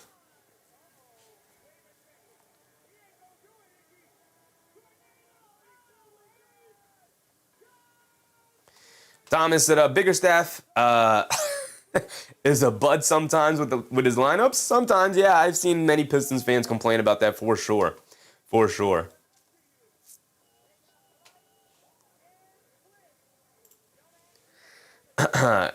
I've seen Pistons fans annoyed with some of the lineups that we've seen Biggerstaff go to and lean on in some of these occasions.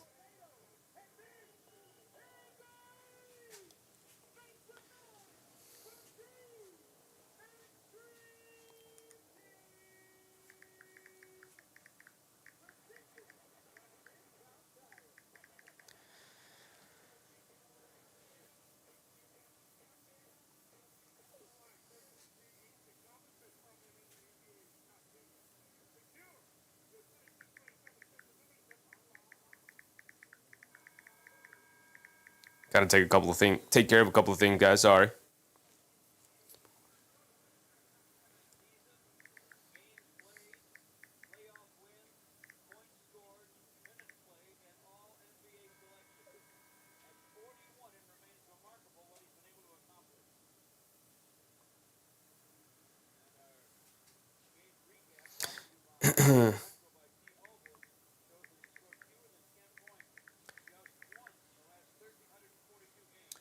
So here we go. We're going to be checking back in. Sorry, guys. I got to deal with something with work real quick, but...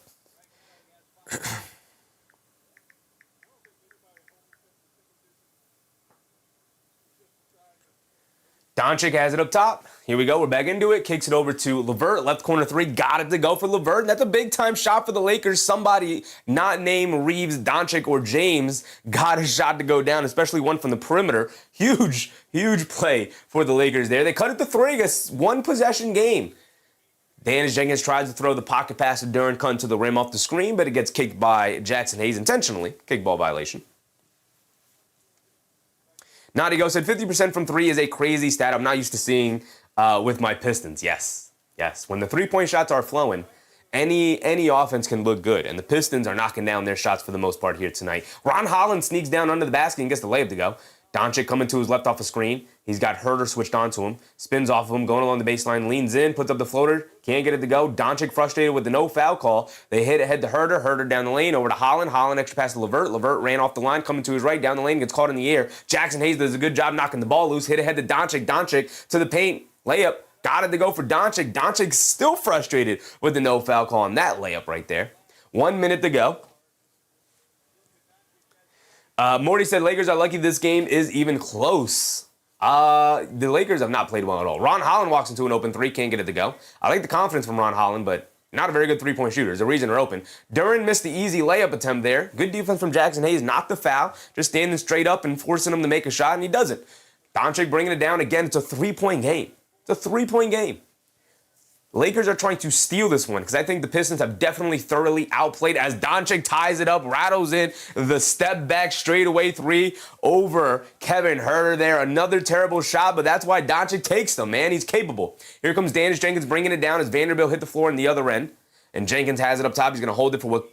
Nope, it's not going to be the final shot of the quarter. It's about a 9-second difference between game clock and shot clock. Jenkins will tick off as much time as possible, though. Pocket pass to Ron Holland rolling down the middle of the lane. Leaves it off for Duren on the drop-off pass and a two-handed slam. Nice pass for Ron Holland and nice play for the Pistons all around. And the Pistons retake a 2-point lead here, and Doncic will bring it down, and we know Doncic will hold it for the final shot of the quarter. So he's waving everybody off. He wants Herter to switch onto him, and they oblige. They give Luka Doncic the switch here. Doncic's going to dance with it. They bring a double team out to Kennard, over to Vanderbilt. Vanderbilt at the buzzer. Can't get it to go. Jackson Hayes can't get the tip, and that will be the end of the third quarter right there. It's a 2-point game. Throw 12 minutes on the clock, may the best team win. 89-87 is not bad. Not bad. The Lakers back in this one. Thoroughly outplaying the Pistons in that third quarter there. I've said for the most part here tonight that I think the Pistons have outplayed the Lakers, but in that third quarter, definitely leaned more towards the Lakers. They actually started to knock down some shots. Morty said Pistons win the third quarter. I don't think they did, considering they had the halftime lead. I don't think they won that third quarter, big dog. Overall, Morty said Bickerstaff, #1 coach. Good luck with that, big dog. The Lakers beat the Pistons in that third quarter by 11 points. They trailed by 13 at halftime, so it makes sense. They now trail by 2 going into the fourth quarter. 27, 25, and then 35 third quarter there for the Lakers. Maybe offense starting to wake up a little bit here. 42-point second quarter for the Pistons is an absolute... I didn't even notice they scored 42 in that second quarter. My goodness. Only 24 points in that third quarter, only 23 points in that first quarter. Does not bode well for the third quarter here. If they can get over 30, they'll have an opportunity to win this one. But if they can't, they're going to have to heavily rely on their defense here to slow down the Lakers and hope that the Lakers miss some shots. Thomas said he sucks. He has a group playing good, then he pulls them. There are usual rotations that I will say this. I have not noticed that specifically, Thomas. But then again, I don't watch the Pistons every given night. I have not noticed that trend specifically here tonight, so I can't really comment on it too much. I'll just take your word for it. But I will say, in defense of most coaches in the NBA, there are set rotations and set times in which players come in and out of games. So the coach isn't utilizing rotations or isn't pulling guys in and out of games based off of how the game is going. It's usually like, here's your 8-minute stretch. Make the most of it. And if they start playing really well in the final 2 minutes of it, guess what? At the end of the 8 minutes, you got to pull them out, right? And that's usually how it goes for most regular season games. Now, sometimes for big high-profile games against maybe a possible playoff matchup or against a really good team where you want to test your mettle against. And obviously, when it comes to the playoffs, that will change. There are set rotations, but obviously coaches will break those set rotations depending on how the game goes and the feel and if a player's hot and whatnot. So in defensive coaches, I will give them that. But I have seen across the league many people, many fan bases be upset with the coaching staff for pulling players out or changing a rotation, changing a group that's out there that's playing well. It's just normal rest. It's just a normal rotation that most of them have on like a set basis. Thunder only up by 15, and the Spurs are thoroughly waxing the Miami Heat there. All right, let's start this fourth quarter. Here we go. James down the lane, lobs it up to Hayes. Pass gets tipped by Duren. Good defense from the Pistons. Here comes Javonte Green bringing it down the other way, trying to take advantage of the possible turnover, or of the turnover. They lob it down low to Duren off the screen, goes up, layup, can't get it to go, but he does get fouled by Vanderbilt. He's going to go to the foul line for 2, where Duren has been excellent from the foul line so far tonight. Lorenzo, what's up, Lorenzo? Pistons let their foot off the gas a little bit.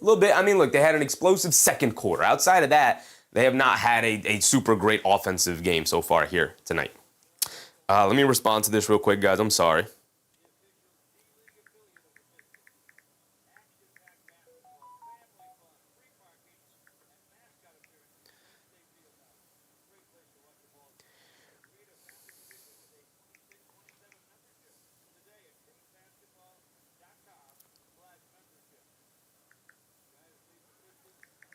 Duren knocks down both free throws.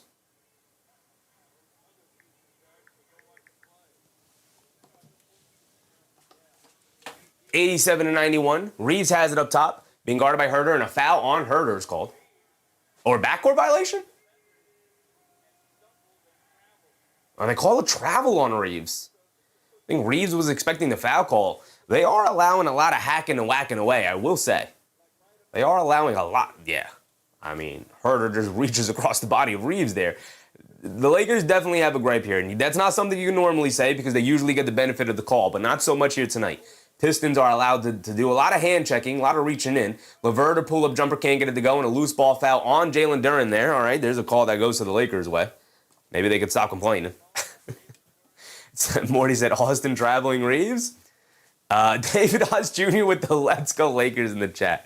It's so funny. It's so funny seeing that come from you, David. It really is. Here we go. LaRavia bringing it down. He has it up top, being guarded by Herter. They get over to James. James being guarded by Green. James gets it over to Hayes. Back to James. Coming to his left off the screen. Pump fake. Kicks it out. LaRavia. Extra pass to Reeves. Reeves with the shot clock winding down, going to make something into nothing. Hesitating, driving to his left, down the lane, scoop layup, wild layup attempt, can't get it to go. And it's a shot clock violation as the layup never hit the rim. And Reeves is still annoyed at the lack of foul calls right now. Suns Gen said, I used to feel safe here. I will tell you this, though, Suns Gen. It's not like you're chasing the Lakers anymore in the standings, right? They kind of leaped you in the standings a little bit now. Right, just a little bit. Well, I could check it. I don't want to speak out of turn there, but LeVert has it up top, dancing with it, crosses over to his left, down the lane, leans in, puts it above glass, can't get it to go, battle for the loose ball rebound. James picks it up, and James will bring it down the other way. They get over to Reeves. I know it's more of a rivalry thing more so than a standings thing. Don't get me wrong. I do know. Reeves has it up top, coming to his right off the Hayes screen. They lob it up top to Hayes, and he gets fouled by Thompson before Hayes can jump up and catch a rebound, or catch the lob attempt, I should say. Lulu Vasquez, what's up, Lulu? Ram Jam, what's up, Ram Jam? Close game? Pretty close game. Suns Jen said extraman. Lulu said, what is Luka? Or where is Luka?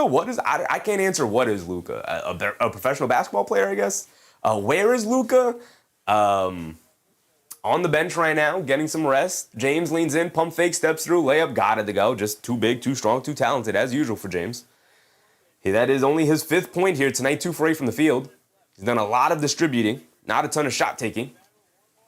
Duren gets it over to LeVert. LeVert catches, pump fakes, dancing with it against Hayes, pulls it out, swings it out to Herter. Herter a 3 over Reeves. Herter can't get it to go. Duren with the long rebound. Duren picks up his handle, gets it out to LeVert. LeVert gets Vanderbilt switched onto him. They lob it down low to Duren. Duren gets fouled before the shot attempt. They call it a foul on the floor, so side out of bounds for Detroit. They're not going to give him the basket, and Duren very upset.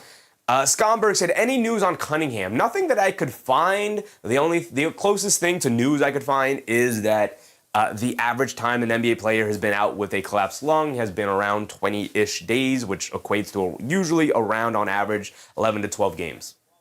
So that should take him to the end of the regular season. Hopefully he'll be back for the playoff run. LeVert catches, fires over LaRavia. Can't get it to go. Reeves with the rebound. It's a 2-point game. Reeves gets it over to James. James gets it over to Reeves. Reeves will bring it down. We are at 9:30 to go. Reeves crosses over down the lane to the rim, leaves it off. Jackson Hayes can handle the ball. Brother, Butterfingers right there, big dog. That's an easy 2 points. Jackson Hayes. Lulu, it's like James scored to score the ball, scared to score the ball. I think he's an old man, not trying to do too much here tonight. Trying to rely on Reeves and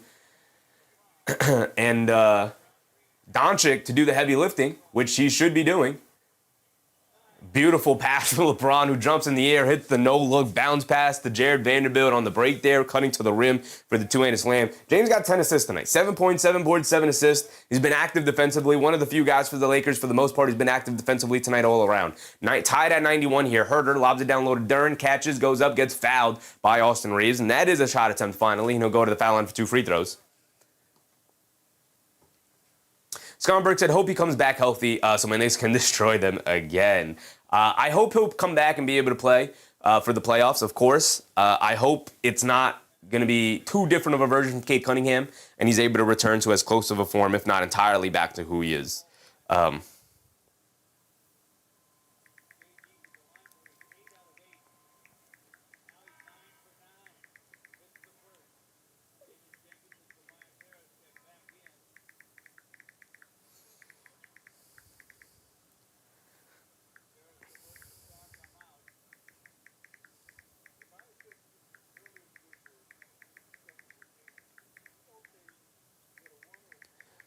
Duren at the foul line for 2, hit the first one, knocks down the second one. He's been perfect from the foul line tonight, which has been a huge boost for the Pistons tonight.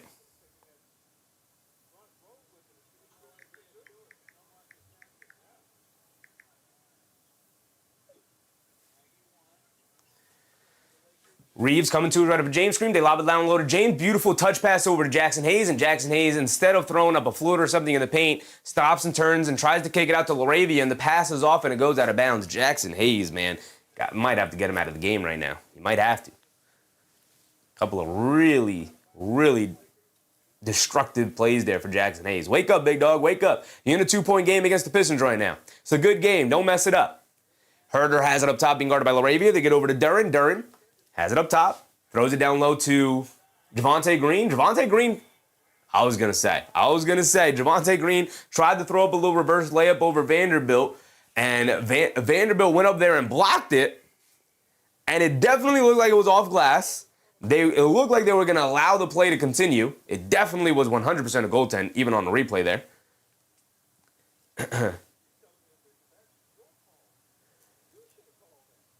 And it looked like they were going to allow the goaltend to go by. But ultimately, they made the correct call. It is a goaltend. It looks like one of the officials messed up the call, and the other official had to step in to clean it up to make sure it was indeed called the goaltend. Jackson Hayes gets fouled on the slip pass from Reeves. And it is a 4-point lead for the Pistons right now. 8 minutes to go. Shay Cohen, what's up, Shay? You're my favorite YouTuber. Appreciate you, Shay. Appreciate you. Kennard is back in. He gets it over to Hayes. Jackson Hayes gets it over to James. James in the post, being guarded by Javonte Green, backing him down. Backing him down. Tries to throw it down low to Jackson Hayes. He gets kicked, but no kickball call. And then Kevin Herter goes all the way to the rim for the easy scoop layup. As it looks like maybe Kennard got hit in the face, and the Lakers are looking around like, what kind of officiating is this tonight? The Pistons and the Lakers have both been frustrated with the officiating, and when that happens, it usually is a sign of really poor officiating. Step back 3 from Reeves, way off on that one. Jackson Hayes, the offensive rebound, kicks it out to James. James pump fakes from 3. James gets fouled. He's going to go to the foul line for 3 free throws, as Javonte Green just sillily, is that a word? Sillily? In a very silly play, leaned right into James, and James just was like, what are you doing? Jumped up and shot the 3, and the foul was called. So Shay said pros texting. I was indeed texting. 100%. There's a work thing going on. I got to make sure we're all coordinated for tomorrow. Ahmed said let them play. I mean, to a certain degree, to a certain level, if there's a foul, there's a foul. Like, let them play with some physicality, for sure. Basketball is a contact sport, but if somebody's getting whacked across the arm, you're getting whacked across the arm. You know? It's a foul. Call the foul. MBM said, I don't hope he needs an oxygen boost every 8 minutes. Just kidding. That's crazy. That's crazy, brother. Hopefully he's fully healthy. We'll see what his conditioning is like. I get what you're saying. David Osh Jr. said, it's so bad, LeBron 50 and still better than all the Pistons.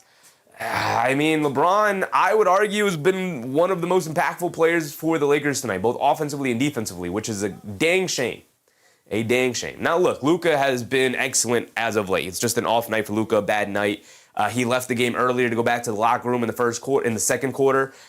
So clearly not 100%, but I'm sure LeBron at 41 years old is also hurting. You know, for him to put the team on his back and lead the charge for the 16-point comeback in that third quarter, and now kind of him and Austin Reeves now leading the way here in this fourth quarter is like, come on, man. Why are we relying on the 41-year-old? LeBron James hit the first one, knocks down the second one. He's got one more coming. Here comes Doncic for the final 7.5 minutes here.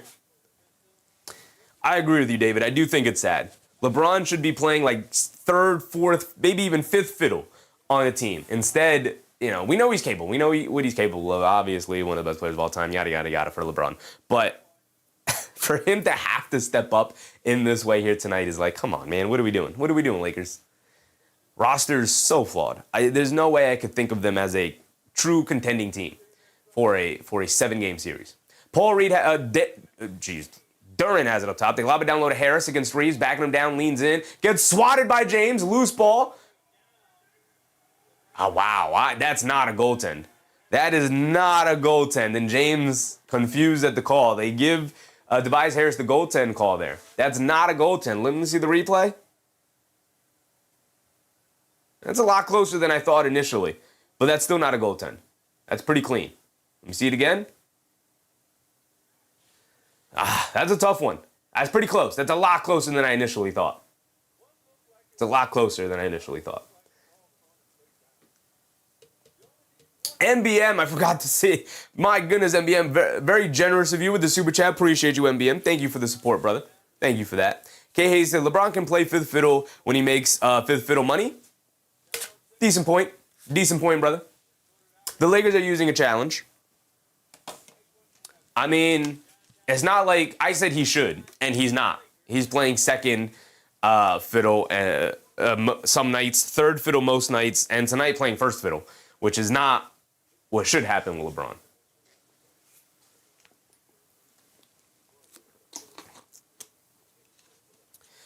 Eric Villanueva, what's up, Eric? Do you think the Lakers make a comeback? I mean, it's a 5-point game. The Lakers are using a challenge here and a goaltending call. We'll see if that works out for them. If they can knock it back down to a 3-point game. The ball, even if they win this challenge, the ball will go back to the Pistons, though, because I believe they had imminent possession. Either way, we'll see what they come out with after this challenge. The Lakers could make this comeback for sure. There's 7 minutes to go. It's a 5-point game right now. So, yeah, they could. It's possible. It's possible. This is why we watch the games. Scomberg said, as a Knicks fan, I'm glad to share the chat with 2 other delusional team fans. Absolutely. Absolutely. This is what sports is about, man. Be delusional about your team. 100%. 100%. Be delusional about your team. David said, LeBron always is going to be 1 or 2 fiddle, or he will retire. Yeah, I guess. It's hard for me to fully buy into that when literally for the past 5 to 7 years, he's been begging somebody to take the car keys away from him. Literally begging Kyrie to take the keys away from him. So much so that Kyrie was actually, nah, man, I'm out of here.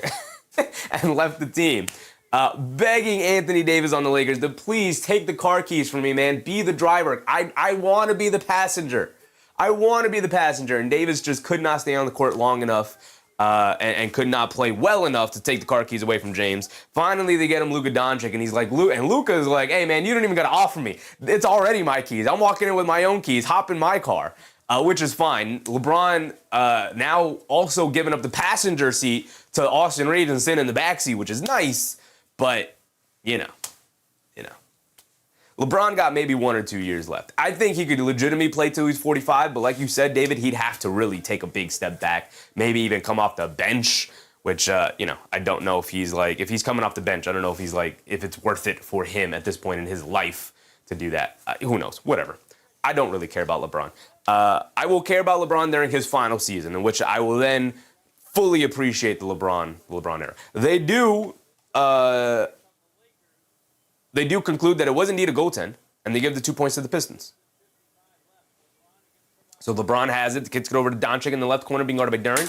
Flows right past him, leans in, pump fake, fall away floater, comes up short. Doncic with these fall away shots, man. Ugly. Ugly. David said, who was one fiddle when James played with D Wade? LeBron. Who won MVPs on that team and finals MVPs? Harris has it up top, being guarded by Reeves. Harris dancing with it, coming to his left, spins, half spin, kicks it over to Jenkins. Jenkins along the baseline, pull up mid baseline jumper, got it to go. There's nobody went with Dennis Jenkins, who's got the jump shot going. My goodness. MBM said, thanks for stepping out of your comfort zone and calling the Lakers. I'm trying, man. I'm trying. Lakers, one of the hottest teams in the NBA, and they've let me down tonight. They've let me down. A poor performance from the Lakers here tonight. 6 minutes to go. It's a 7-point deficit. Doncic leans in, throws up a floater, banks it in. Luckily, just kind of threw it up there. Doncic wanted the foul call yet again, did not get it yet again, and it's a 5-point game, 101-96. Jenkins gets it over to Herter. Herter being guarded by Kennard. Now over to Duren. Duren fakes the handoff, driving to his left, spins to his right against Jackson Hayes, gets the layup to go. It's a beautiful move right there from Jalen Duren. That's what I like to see. Some variety to his game, some creativity, some self-creation, just a little bit. Not a lot. Obviously, the center position, I want to see him doing that a ton as James turns it over. A bad pass, Kevin Herter. Great job. Jumping the passing lane there, gets the steal. Dennis Jenkins tries to get it along the baseline. Now Doncic picks off Dennis Jenkins' pass, gets it over to James. James out and running, kicks it out to Kennard. A left corner three for Kennard. Kennard can't get it to go. Rebound to LeBron James with one hand, goes up and lays it up and in. My goodness.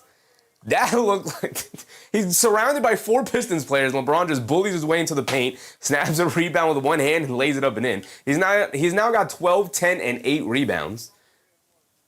Harris up top, attacking to his left, leans in, layup gets blocked by Jackson Hayes. Great help rotation there from Jackson Hayes. It's a 5-point game. Austin Reeves bringing it down, has it up top, sees a double team, and Austin Reeves mishandles the ball and it goes out of bounds. And Austin Reeves looking at his bench and asking them for a challenge. Brother, you lost the challenge. I hate when I see that, man. I hate when I see players. There was just a challenge. So you know your team lost the challenge. Stop looking at your bench and asking for a challenge. It's gone. You don't have one. Play basketball. Maybe don't dribble it along the baseline like that with a double team on you. Keep it moving. Dennis Jenkins has it up top, being guarded by Reeves. They get over to Thompson. Thompson up top, being guarded by Ayton. Thompson gets it over to Jenkins. Jenkins attacking. Ayton switched in now. Reeves dives for it. Jenkins able to pick it up. It's a 5-on-4 now. Jenkins to the rim. Scoop away with the right hand. Got it to go past DeAndre Ayton.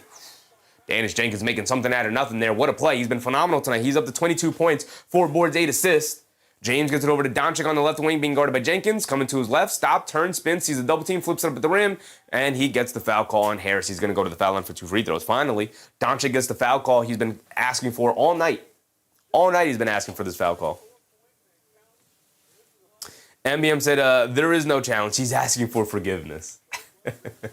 I think if I were a coach, a coaching staff, I would, if we didn't have a challenge and a player did this in the direction of my coaching staff and the bench, it would be an automatic fine, an automatic team fine if you did that. Kenny Tran, what's up, Kenny? Where I'm from, the boss is in the back. Yeah, in terms of, in that regard, in terms of being chauffeured around. But in terms of, who's in charge of where we're going, the driver is in charge of where we're going. That is the metaphor we're making there. Doncic knocks down both free throws. Back to 5 it goes. Jenkins gets it over to Robinson. Robinson gets it over to Reed. Paul Reed gets it back to Robinson. Robinson pump fakes, coming to his left, down the lane, stops, turns, pivots, loose ball. Robinson kicks it out to Thompson. Thompson throws it out of bounds. Tried to lob it down low to Tobias Harris, but a bad pass. Goes over the top, and it flies out of bounds. Ball back to the Lakers here. 5-point game. 5-point game. Thomas said Charlotte is scary. Charlotte is scary. Charlotte is scary. We'll see how the standings end up. They're going to have to win 2 play-in games in order to make the playoffs. So, there's still an opportunity. There's still a chance that they don't make the playoffs entirely. Doncic up top, coming to his right, snaking it back to his left hand. Pulls it back out to the left wing. Dancing with it against Paul Reed on a switch. Doncic, sidestep, left wing 3. Can't get it to go. 8 in the offensive rebound, has it in the paint, flips and turns around and flips it up at the rim, gets it to go down for DeAndre Ayton. It's a 3-point game, 3:30 to go here. Jenkins up top, coming to his right, swings it over to Robinson, catches, fires over LaRavia, comes up well short, long rebound to Paul Reed, but he can't save it, dives on the floor, and it's going to be a jump ball between LaRavia and Paul Reed right there.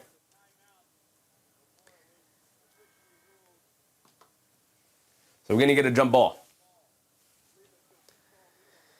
David said, Pistons better hope they don't play Charlotte in the first round. Yeah, they better hope the Charlotte Hornets have like a terrible shooting game in one of those play-in games and loses it. Because the way it's set up right now, they're going to have to win 2 playoff games, 2 do-or-die games in order to actually make the playoffs.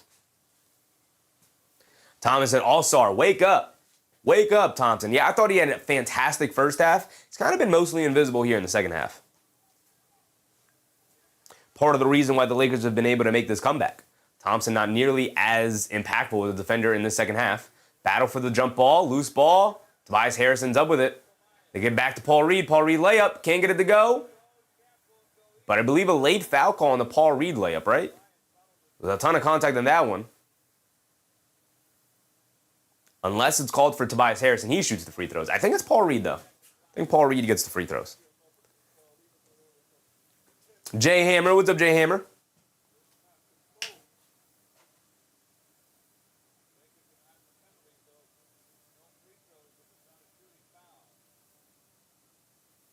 Are they saying this is side out of bounds? Wow. Wow, the Lakers catch a break there. I definitely thought it was a foul on the Paul Reed drive. It wasn't. They called the foul on the Harris tip-in attempt as Duncan Robinson can't knock down the floater. Kennard knocks the ball loose. LaRavia trying to dive for it. It's out of bounds. Good effort from LaRavia, but couldn't save it. Lakers caught a break there, but couldn't secure the rebound. They caught a break on the foul. I thought it definitely should have been 2 free throws for Tobias Harris anyway. He tipped it up. He tried to tip it up and in. That's a foul. It's a shot attempt. Scomberg reminded people of the like button. Appreciate you, Scomberg. A Knicks announcer is calling a Detroit game. Where's the love? They get it over to Jalen Duren, who's in the game now, in for Paul Reed. Duren throws it to nobody. Miscommunication between he and Duncan Robinson, and the Lakers get the ball back with just under 3 minutes to go in a 3-point game. We're going to get a timeout. We're going to get a timeout. And the Lakers will get the ball back down by 3 in a 1-possession game. All right. All right. Lakers trying to steal this one from Detroit. I think for the most part, Detroit has outplayed the LA Lakers tonight. And I think if they lose, this would be a pretty bad loss for Detroit. Now, they are without their closer, right? Usually this is Cade Cunningham time. He is fantastic at closing out these games, making big-time shots. But without him, who's their go-to guy, who handles the ball? I mean, Dennis Jenkins has been spectacular tonight. He's slowing down a little bit here in the second half, but still making really nice plays. 24, 4, and 8 for Dennis Jenkins here tonight. We talked about All-Star Thompson slowing down. Jalen Duren can struggle creating his own shot. Duncan Robinson doesn't create his own shot. Obviously, he's trying to manipulate and work his way around some screens and some handoff actions. And Tobias Harris is kind of the only go-to offensive weapon they have here in the first, in this fourth quarter here. Him and Dennis Jenkins, I guess, can kind of create their own shots. Dennis Jenkins has had it going tonight, so you could rely on him here tonight at least. But we'll see what kind of stones he has final 3 minutes of this fourth quarter, man. You know you have some closers over on the Lakers side. You got James, Doncic, and Reeves, who's not in the game right now, interestingly enough. Obviously trying to get some more defense out there with LaRavia having the 3-point threat of Kennard, I guess. I mean, I said every East team struggles with the West teams with the exception of my New York Knicks. I don't know. I can't speak to that. I don't know what the East record against the West is, so I don't know. I don't know. Thomas said Duren and All-Star with terrible turnovers down the stretch. That was a pretty bad turnover from Duren for sure. For sure. MBM said Knicks smack all the West Coast teams. We definitely not scared. Nope. I will say they did lose both of their games against the Phoenix Suns. Shout out my guy Suns Gen. Simon Ja, I forgot to see you over there, brother. Appreciate you, Simon Ja. Said Detroit deserves lots of credit. Yeah. I think Detroit's playing very well tonight. I think they had outplayed the Lakers for the majority of this game. But a disastrous third quarter allowed the Lakers back into it, and now the Lakers trying to steal it after a pretty bad first half. I thought the Pistons thoroughly outplayed the Lakers in that first half. But it's a 48-minute game, not a 24-minute one. If you can't close this one out, you could find yourself in a situation where you lose a very winnable game. And then you'll have the Celtics and the Knicks breathing down your neck. Mello said Detroit needs to win this. Imagine losing to this version of the Lakers. Yeah, the Lakers not even playing well tonight. Again, if the Lakers do end up winning this, it'll be the Lakers stealing this victory away from the Detroit Pistons, who I think deserve the win tonight with the way that they've played, as opposed to the Lakers, who I think have given a absolutely porous effort defensively for the most part here tonight. They have ticked it up here in this fourth quarter as we're winding down the time, but Doncic gets it over to Kennard off the screen, puts up the three, gets fouled by Duncan Robinson. He's going to the foul line for 3 free throws. The third time the Pistons have fouled a three-point shooter tonight. They fouled Doncic on 2 threes in the first half. Now they foul Kennard. Duncan Robinson running right into him. Fouling the arm, running into the body, and it's 3 free throws for Luke Kennard now. Kennard, a knockdown free throw shooter, knocks down the first one. He could tie it up at 105 here. He can tie it up. 2:40 to go. Jay Hammer said, Pistons still a force without Cade? Yeah. They're not a bad, disastrous team for sure. I think some people thought, like, oh, yeah, they're going to go on a 6-game losing streak without Cade.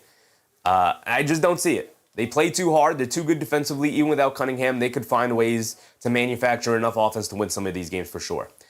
Kennard knocks down all 3 free throws. We're tied at 105 with 2:30 to go. Here we go. Jenkins has it up top, being guarded by Reeves, who's now back in. They get it over to Harris. Harris being guarded by Doncic. Backing him down. Fall-away jumper in the paint. Gets it to go for Tobias Harris. A tried-and-true go-to option there for the Detroit Pistons. No Cunningham, give it to Harris. Even when Cunningham is in the game sometimes to close it out, they will often go to Tobias Harris in the post there. They get it over to Doncic. Doncic over to Kennard. Kennard attacking off the bounce. Pump fakes out of the mid-range. Kicks it up top to Doncic. Down low to Aiden, who's got positioning on Duncan Robinson, but they call the foul on the entry pass. So it's 2 free throws. They're in the bonus. 2:04 to go. 2 free throws. Thomas Rowe said, terrible defense and stupid Bickerstaff decisions. I don't think it's been terrible defense. Some sloppy defense, maybe. Maybe that's the same thing. Maybe I'm just finding a synonym for it. But definitely a little bit of, some sloppy decision-making, some sloppy fouls, ultimately, is kind of where I'm getting at. I think the foul situation has kind of been a little sloppy from the Pistons. As Ayton misses the first free throw, he's got one more coming. Jay Hammer said, figure out how you don't have a good backup. Who, the Pistons? I mean, their backup is Dennis Jenkins, who's been fantastic tonight. 24, 4, and 8. So they do have a decent backup. If we're talking about Cade Cunningham and the Pistons, Ayton does at least knock down the second one. Jenkins bringing it down. 2 minutes to go. Now under 2 minutes to go. Jenkins has it up top, being guarded by Reeves. He's been quiet here in this fourth quarter for the most part. I believe only 1 2-point basket make. Jenkins dancing with it against Ayton, though. He's had the touch tonight. He's going to look to attack in the paint. Lefty layup, high off glass, can't get it to go. Reeves the rebound. Loose ball. Ayton picks it up. Reeves wanted the foul. Reeves and Doncic doing way too much relying on the officials tonight. James putting his head down, attacking, kicks it out to Doncic. Doncic behind the back, dancing with it against Thompson. Coming to his left off the screen. Pulls it out as Duncan Robinson switched on to him.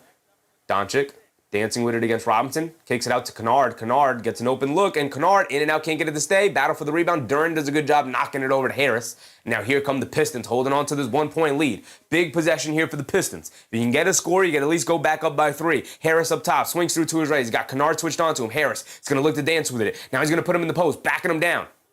Coming to his left, foul line, pump fake, spins, kicks it over to Thompson. Thompson to his left in the paint, puts up the jumper, off the back rim, can't get it to go, battle for the loose ball rebound, and Doncic able to pick it up. We're under a minute to go. Here comes Luka Doncic bringing it down. He has it up top, being guarded by Thompson. Doncic coming to his left, off the Ayton screen. A lot of contact, no foul call. Doncic keeping the dribble alive, picks it up, kicks it over to Ayton. Ayton trying to get it back to Doncic. They do. They show a double team.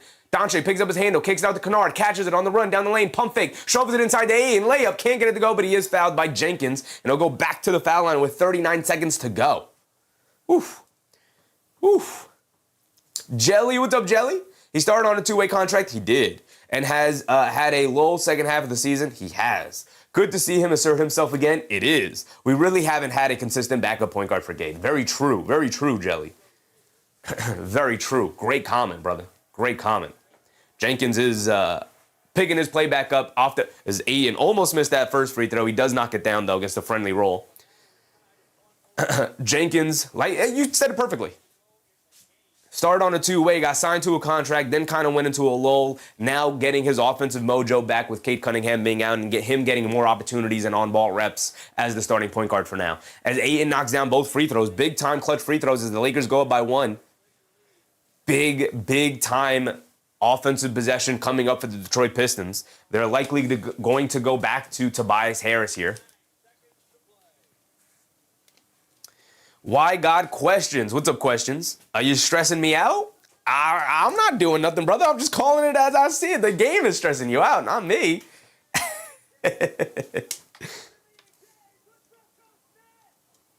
Lana Mona said Tyler Kolek.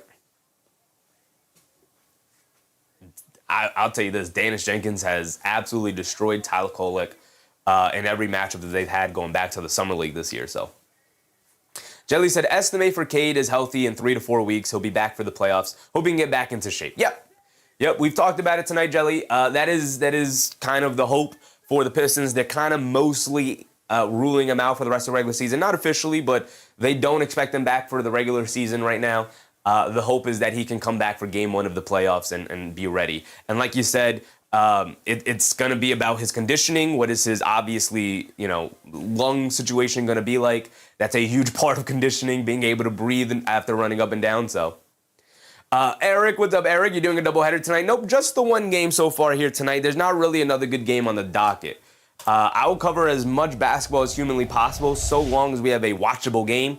And if we go through the rest of the slate here tonight, the games that we have remaining, Warriors, Mavs, no thanks. Nets, Blazers, definitely not. Bucks, Clippers, I'm good, right? I'm good. So the Thunder have already waxed the 76ers by 20 here. We're coming back in. We'll get to it in a second. Raptors, Jazz just tipping off. Bulls taking care of the Rockets here. Wow, bad loss for the Rockets if that does happen. You got Hawks smacking the Grizzlies up. Spurs smacking the Heat up. And here we go. Looks like the Pacers are going to be the Magic. Interesting. Jenkins down the lane. Stops. Pump fake. Draws the foul. He's going to go to the foul line for two. Doesn't matter if it's in the act of shooting or not. They're in the bonus. 34 seconds to go. Lana Mona said Kolek had a terrific day yesterday. He did indeed. Zane said custody battle Luka added again. Crazy nickname. Crazy. Bruce Fowler said the Knicks pulled out 2 of these games on our streak. Yeah, they did indeed. Sometimes you got to win ugly. Jenkins knocks down the first one, ties it up. This next one can give him the lead. Eric said, I feel you, but you got to get me a Clipper game one of these times. As long as they have a good opponent coming up, we'll try to get a Clipper game in. We watched Clipper games this season. Jenkins, big-time free throw. Can he take the lead? Ties it up, and he gives them the lead. 1-point lead to Detroit.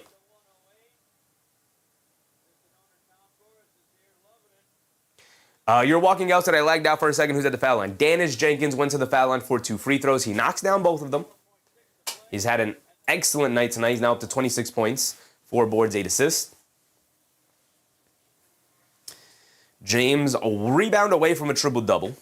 Ayton with 13 and 10. He's got the double-double. Doncic with a measly 32, 7 and 5, well below his averages.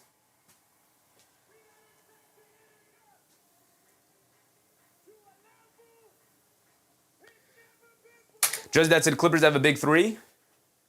Kawhi. Garland. Who am I missing? Don't tell me Matherin. Who am I missing in the big 3 for the Clippers? I got Kawhi. I got Garland. Who is the third? Who am I missing? Ahmed said, what is your thinking on KD passing Jordan in scoring?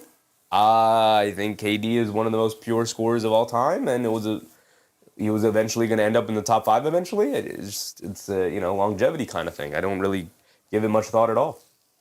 Keenar said, I don't care about Detroit being in our conference. I will never root for the Lakers. Love it. Love the attitude. Bruce Fowler said, what time tomorrow? The Knicks play, I believe it's a 7:30 game. The Knicks are at home. 7:30 start time for the Knicks. So we will be live at 7 tomorrow. They get it into Reeves. Reeves up top. Swings through to his right. Being guarded by Jenkins. Down the lane. Leans in. Puts up the floater. Gets it to go for Austin Reeves. And they get the 1-point lead back. And now another timeout. Jeez Louise. That's just a great one-on move from Austin Reeves against Danish Jenkins there. Jelly said, good job, by the way. You can totally do play-by-play. It's a skill. Those athletes that just get the job usually suck. Appreciate you, Jelly. Appreciate you. There's some good ones out there. There's some good ones out there. I like watching basketball, and I like being able to hang out with the community we've been building. Appreciate you, Jelly. Thank you for that, man. We cover as much basketball as possible. We're live 6 days a week, trying to cover as much basketball as possible. Try to take one day off just for rest and to set things up for the following week. But usually we do at least 6 streams, and then usually on a weekend we'll try to get up as many streams as possible, because usually that's when the NBA. If I say usually one more time, I'll punch myself in the face. Trust, I hear it. But I try to do as many games, especially during the weekend, if we have the time to do so. This weekend is going to get tricky for me because it is my mom's birthday, so family's going to go out, celebrate, and whatnot. Question said, update time remaining, please. We have 30 seconds to go. 30 seconds, 29.7 exactly. My timer's slightly off, but I'll continue to fill you in on it. Here I said, yeah, big 3 is Kawhi, and Steve Ballmer. There you go. There you go. Zane said he got his mojo back. Reeves, he's hooping. He's hooping. They need it. That was a big-time shot for Austin Reeves. He's got 24 points tonight. The box score, the counting stats look way better for Reeves than what he actually was tonight. Now, he did have a big second half, but I think for the most part, he was pretty rough. Turnovers, fouls, defense was poor. Herter was inbounded to get it into Jenkins. Jenkins spins, coming to his right, attacking Reeves, putting his head down, attacking in the paint, step back, baseline jumper. He's had it going all night, and he continues to have it going as he knocks that one down. They give the Pistons 1-point lead. No timeout. The Lakers do have a timeout remaining. My bad.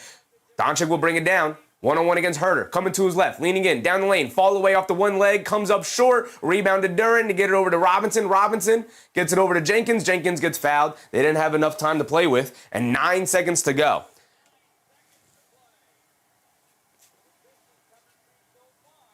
Zene, appreciate you. Henrik Huckleberry, what's up, Henrik? My husband and I hope the Pistons win it all this year. Pistons fan, appreciate you, Henrik, appreciate you. It's going to be an uphill battle for them for sure, especially now with this Cade Cunningham situation. Hopefully he's going to be healthy for the playoff run. Joseph said, GG's, Pistons might take that. Yeah, Dennis Jenkins, man, they've had no answers for him. Why they have Austin Reeves on Dennis Jenkins? I definitely would have probably had LeBron. I would have put in, it was after a timeout. I would have had a defensive unit out there. You have the lead. Get the stop, get a rebound. Bad coaching for J.J. Redick down the stretch there. Did not have a defensive unit out there. Career high for Dennis Jenkins tonight, 29 points. He knocks down the first free throw. He's got one more coming. Can give him the 30 ball, his first 30 ball of his career. Special night. There's still 9 seconds to go. You can put him up by 3. Even if he does knock this down, which he does. 3-point game.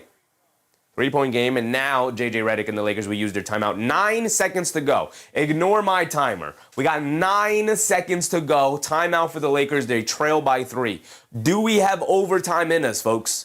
Do we have overtime here tonight? Bruce said, ooh, by the skin of their chinny chin chin. For sure. For sure. All right, Lakers, what you got? What you got?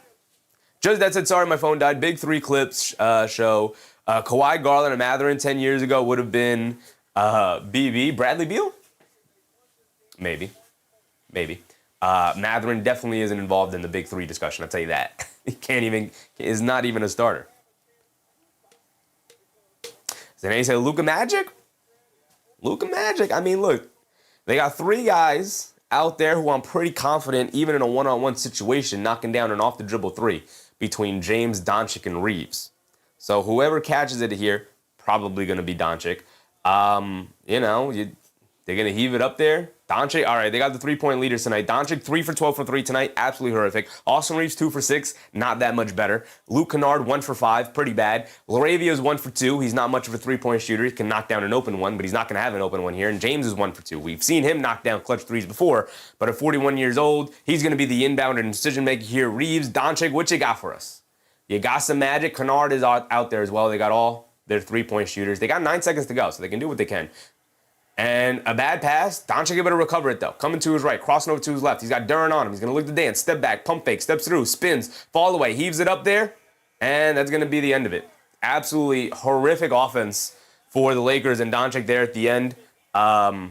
Good defense from the Pistons. And Detroit walks away with it. And I'll tell you what, Detroit absolutely deserved to win this basketball game. The Lakers played horrendous defense majority of the night, ticked it up in the third quarter, played solid defense in the fourth quarter there. But my goodness, the Lakers looked tired. They just didn't have it. They couldn't knock down shots to start the game. And then ultimately the Pistons ticked up their defense and made it that much worse for them. Dennis Jenkins goes off for a career high here tonight. 30 points, 8 assists. Jenkins was the star of the game for sure in the absence of Cade Cunningham. They still made sure they had a star point guard performance out there in Dennis Jenkins. Great game. Great game. Not really. But you know what I mean.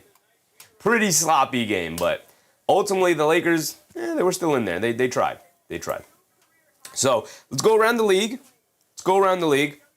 The Pacers look like they might take down the Orlando Magic here with 5 seconds to go. They're up by 2. Cool. Interesting. The Magic do get the ball back. The Hawks absolutely trouncing the Grizzlies. Interestingly enough, the Bulls are up by 20 points against the Rockets. Jeez Louise. The Raptors up early against the Jazz here. A couple of games have ended already. We got some tanking teams going on. We got Wizards, Mavs. We got Nets, Blazers. Then we got Bucks, Clippers. But we just saw the Pistons take down the Lakers. The Thunder waxed the 76ers to be expected. The Spurs put BTA to the Miami Heat. My goodness, what a destruction. 136-111 was never particularly close in this one tonight as the Spurs put up 38 points in the first quarter. As you can see here, they put 30 up, 38, then 38 in the second. So they just absolutely waxed them from start to finish in that game. 72 first quarter, or 76 first half points. My goodness. C-Man said without Cade. Yep, it's a great win without Cade against a red-hot Lakers team. Now, the Lakers didn't necessarily bring it. They didn't play well, but you take them where you can get them. You can only play who's in front of you. Lakers did not play well. The Pistons absolutely took advantage of that and definitely deserved to win this game. Darnell said, great game, family, and Chevy, not by 20, but by 1. Naughty Ghost said, held my breath so long I thought I might pass out. Sconberg said, great call. Appreciate you, Sconberg. Enjoy Mama Chevy's birthday. Absolutely. Have a great night. Appreciate you guys for hanging out with me tonight. As far as tomorrow's schedule, we have the Knicks in action against the Pelicans. So it's a 7:30 start time, so we'll be live at 7. As usual, and half an hour before to go through our regular pregame rundown. We have the Magic playing the Cavs as the big national game. Not much to really go over in tomorrow's schedule. The late night game is at 11 p.m. start time, Nuggets Suns. That could be a fun one. But we're probably only going to cover our one Knicks game tomorrow. The Celtics not in action. Celtics lost the other day. So if the Knicks win tomorrow, they'll technically be tied in the standings with the Celtics, although they are back by 1 in the loss column. Naughty Ghost said, no streamer curse. Thank goodness, Naughty Ghost. Thank goodness. Daryl Grant, appreciate you, Daryl. Ian Parkins, appreciate you, Ian. As far as Wednesday go, we got Hawks Pistons, another Pistons game. Lakers Pacers, Bulls 76ers, Thunder Celtics. We know what we're tuning into. What day is this? Wednesday? Yes, the Knicks don't play Wednesday. All right, we got our Wednesday game. Which is Thunder Celtics, 7:30 start time. Any late night games worth watching? Rockets Timberwolves could be fun. We can do Rockets Timberwolves. If Anthony Edwards is not back, maybe we pivot and we do Raptors Clippers. Maybe. We'll figure it out. Bruce Fowler said the all-important loss column. Yep, loss column is the most important thing to look at when saying if you could chase somebody down in the standing. So the Knicks are 1 back in the loss column, right? So all you can really do is control how many games you win. You can't control how many games the other teams lose, unless obviously you're playing those teams. But the Celtics don't play for a while, it looks like. So the next time the Celtics play, obviously, in order to catch the Pistons for the 1 seed, you got to catch the Celtics for the 2 seed first. And catching the Pistons for the 1 seed is already a long shot to begin with. So if we look at the schedule for the Celtics here, they play Oklahoma City on Wednesday. So that is going to be the game we're tuning into. Because if they lose that game, that's a tough one. If they lose that game, guess what? The Knicks are coming and knocking. And that'll be fun. You got Atlanta, Charlotte, Miami, Milwaukee, Toronto, Charlotte, New York, New Orleans, Orlando for the Boston Celtics to round out the end of their season. So not the toughest schedule to end the season with, though. But we'll talk about it more tomorrow. With that being said, I appreciate you guys for hanging out with me here tonight. Kinar said, man, Thunder Celtics, talk about a game where I'm rooting for the refs. Crazy, but you're not wrong. Captain Mass said, come on, Rockets. those Rockets, man, those Kevin Durant-led teams don't rarely find themselves having fun, man. He managed to turn the Warriors dynasty into a situation that looked like a team not having fun. He just does not look like a fun guy to be around all the time. K. Hazy, Ahmed, appreciate you. Said, as always, I appreciate you. I would definitely be in tomorrow. Appreciate you, Ahmed. Appreciate you, K. Hazy. Ian Hart, Bruce Fowler, Captain Mass, Naughty Goes, Ian Parkins, Darnell Grant, Scomberg. Appreciate you guys, as always. Shout out my guy, MBM, who gave in a very generous super chat earlier in the night. And as always, shout out our channel members, whether you were gifted a membership or you decided to become a member all on your own. I appreciate your generosity in supporting the community regardless. With that being said, remember, guys, brush your teeth before bed, stay hydrated, and I'll catch you on the next one. Good night, everybody. Bye.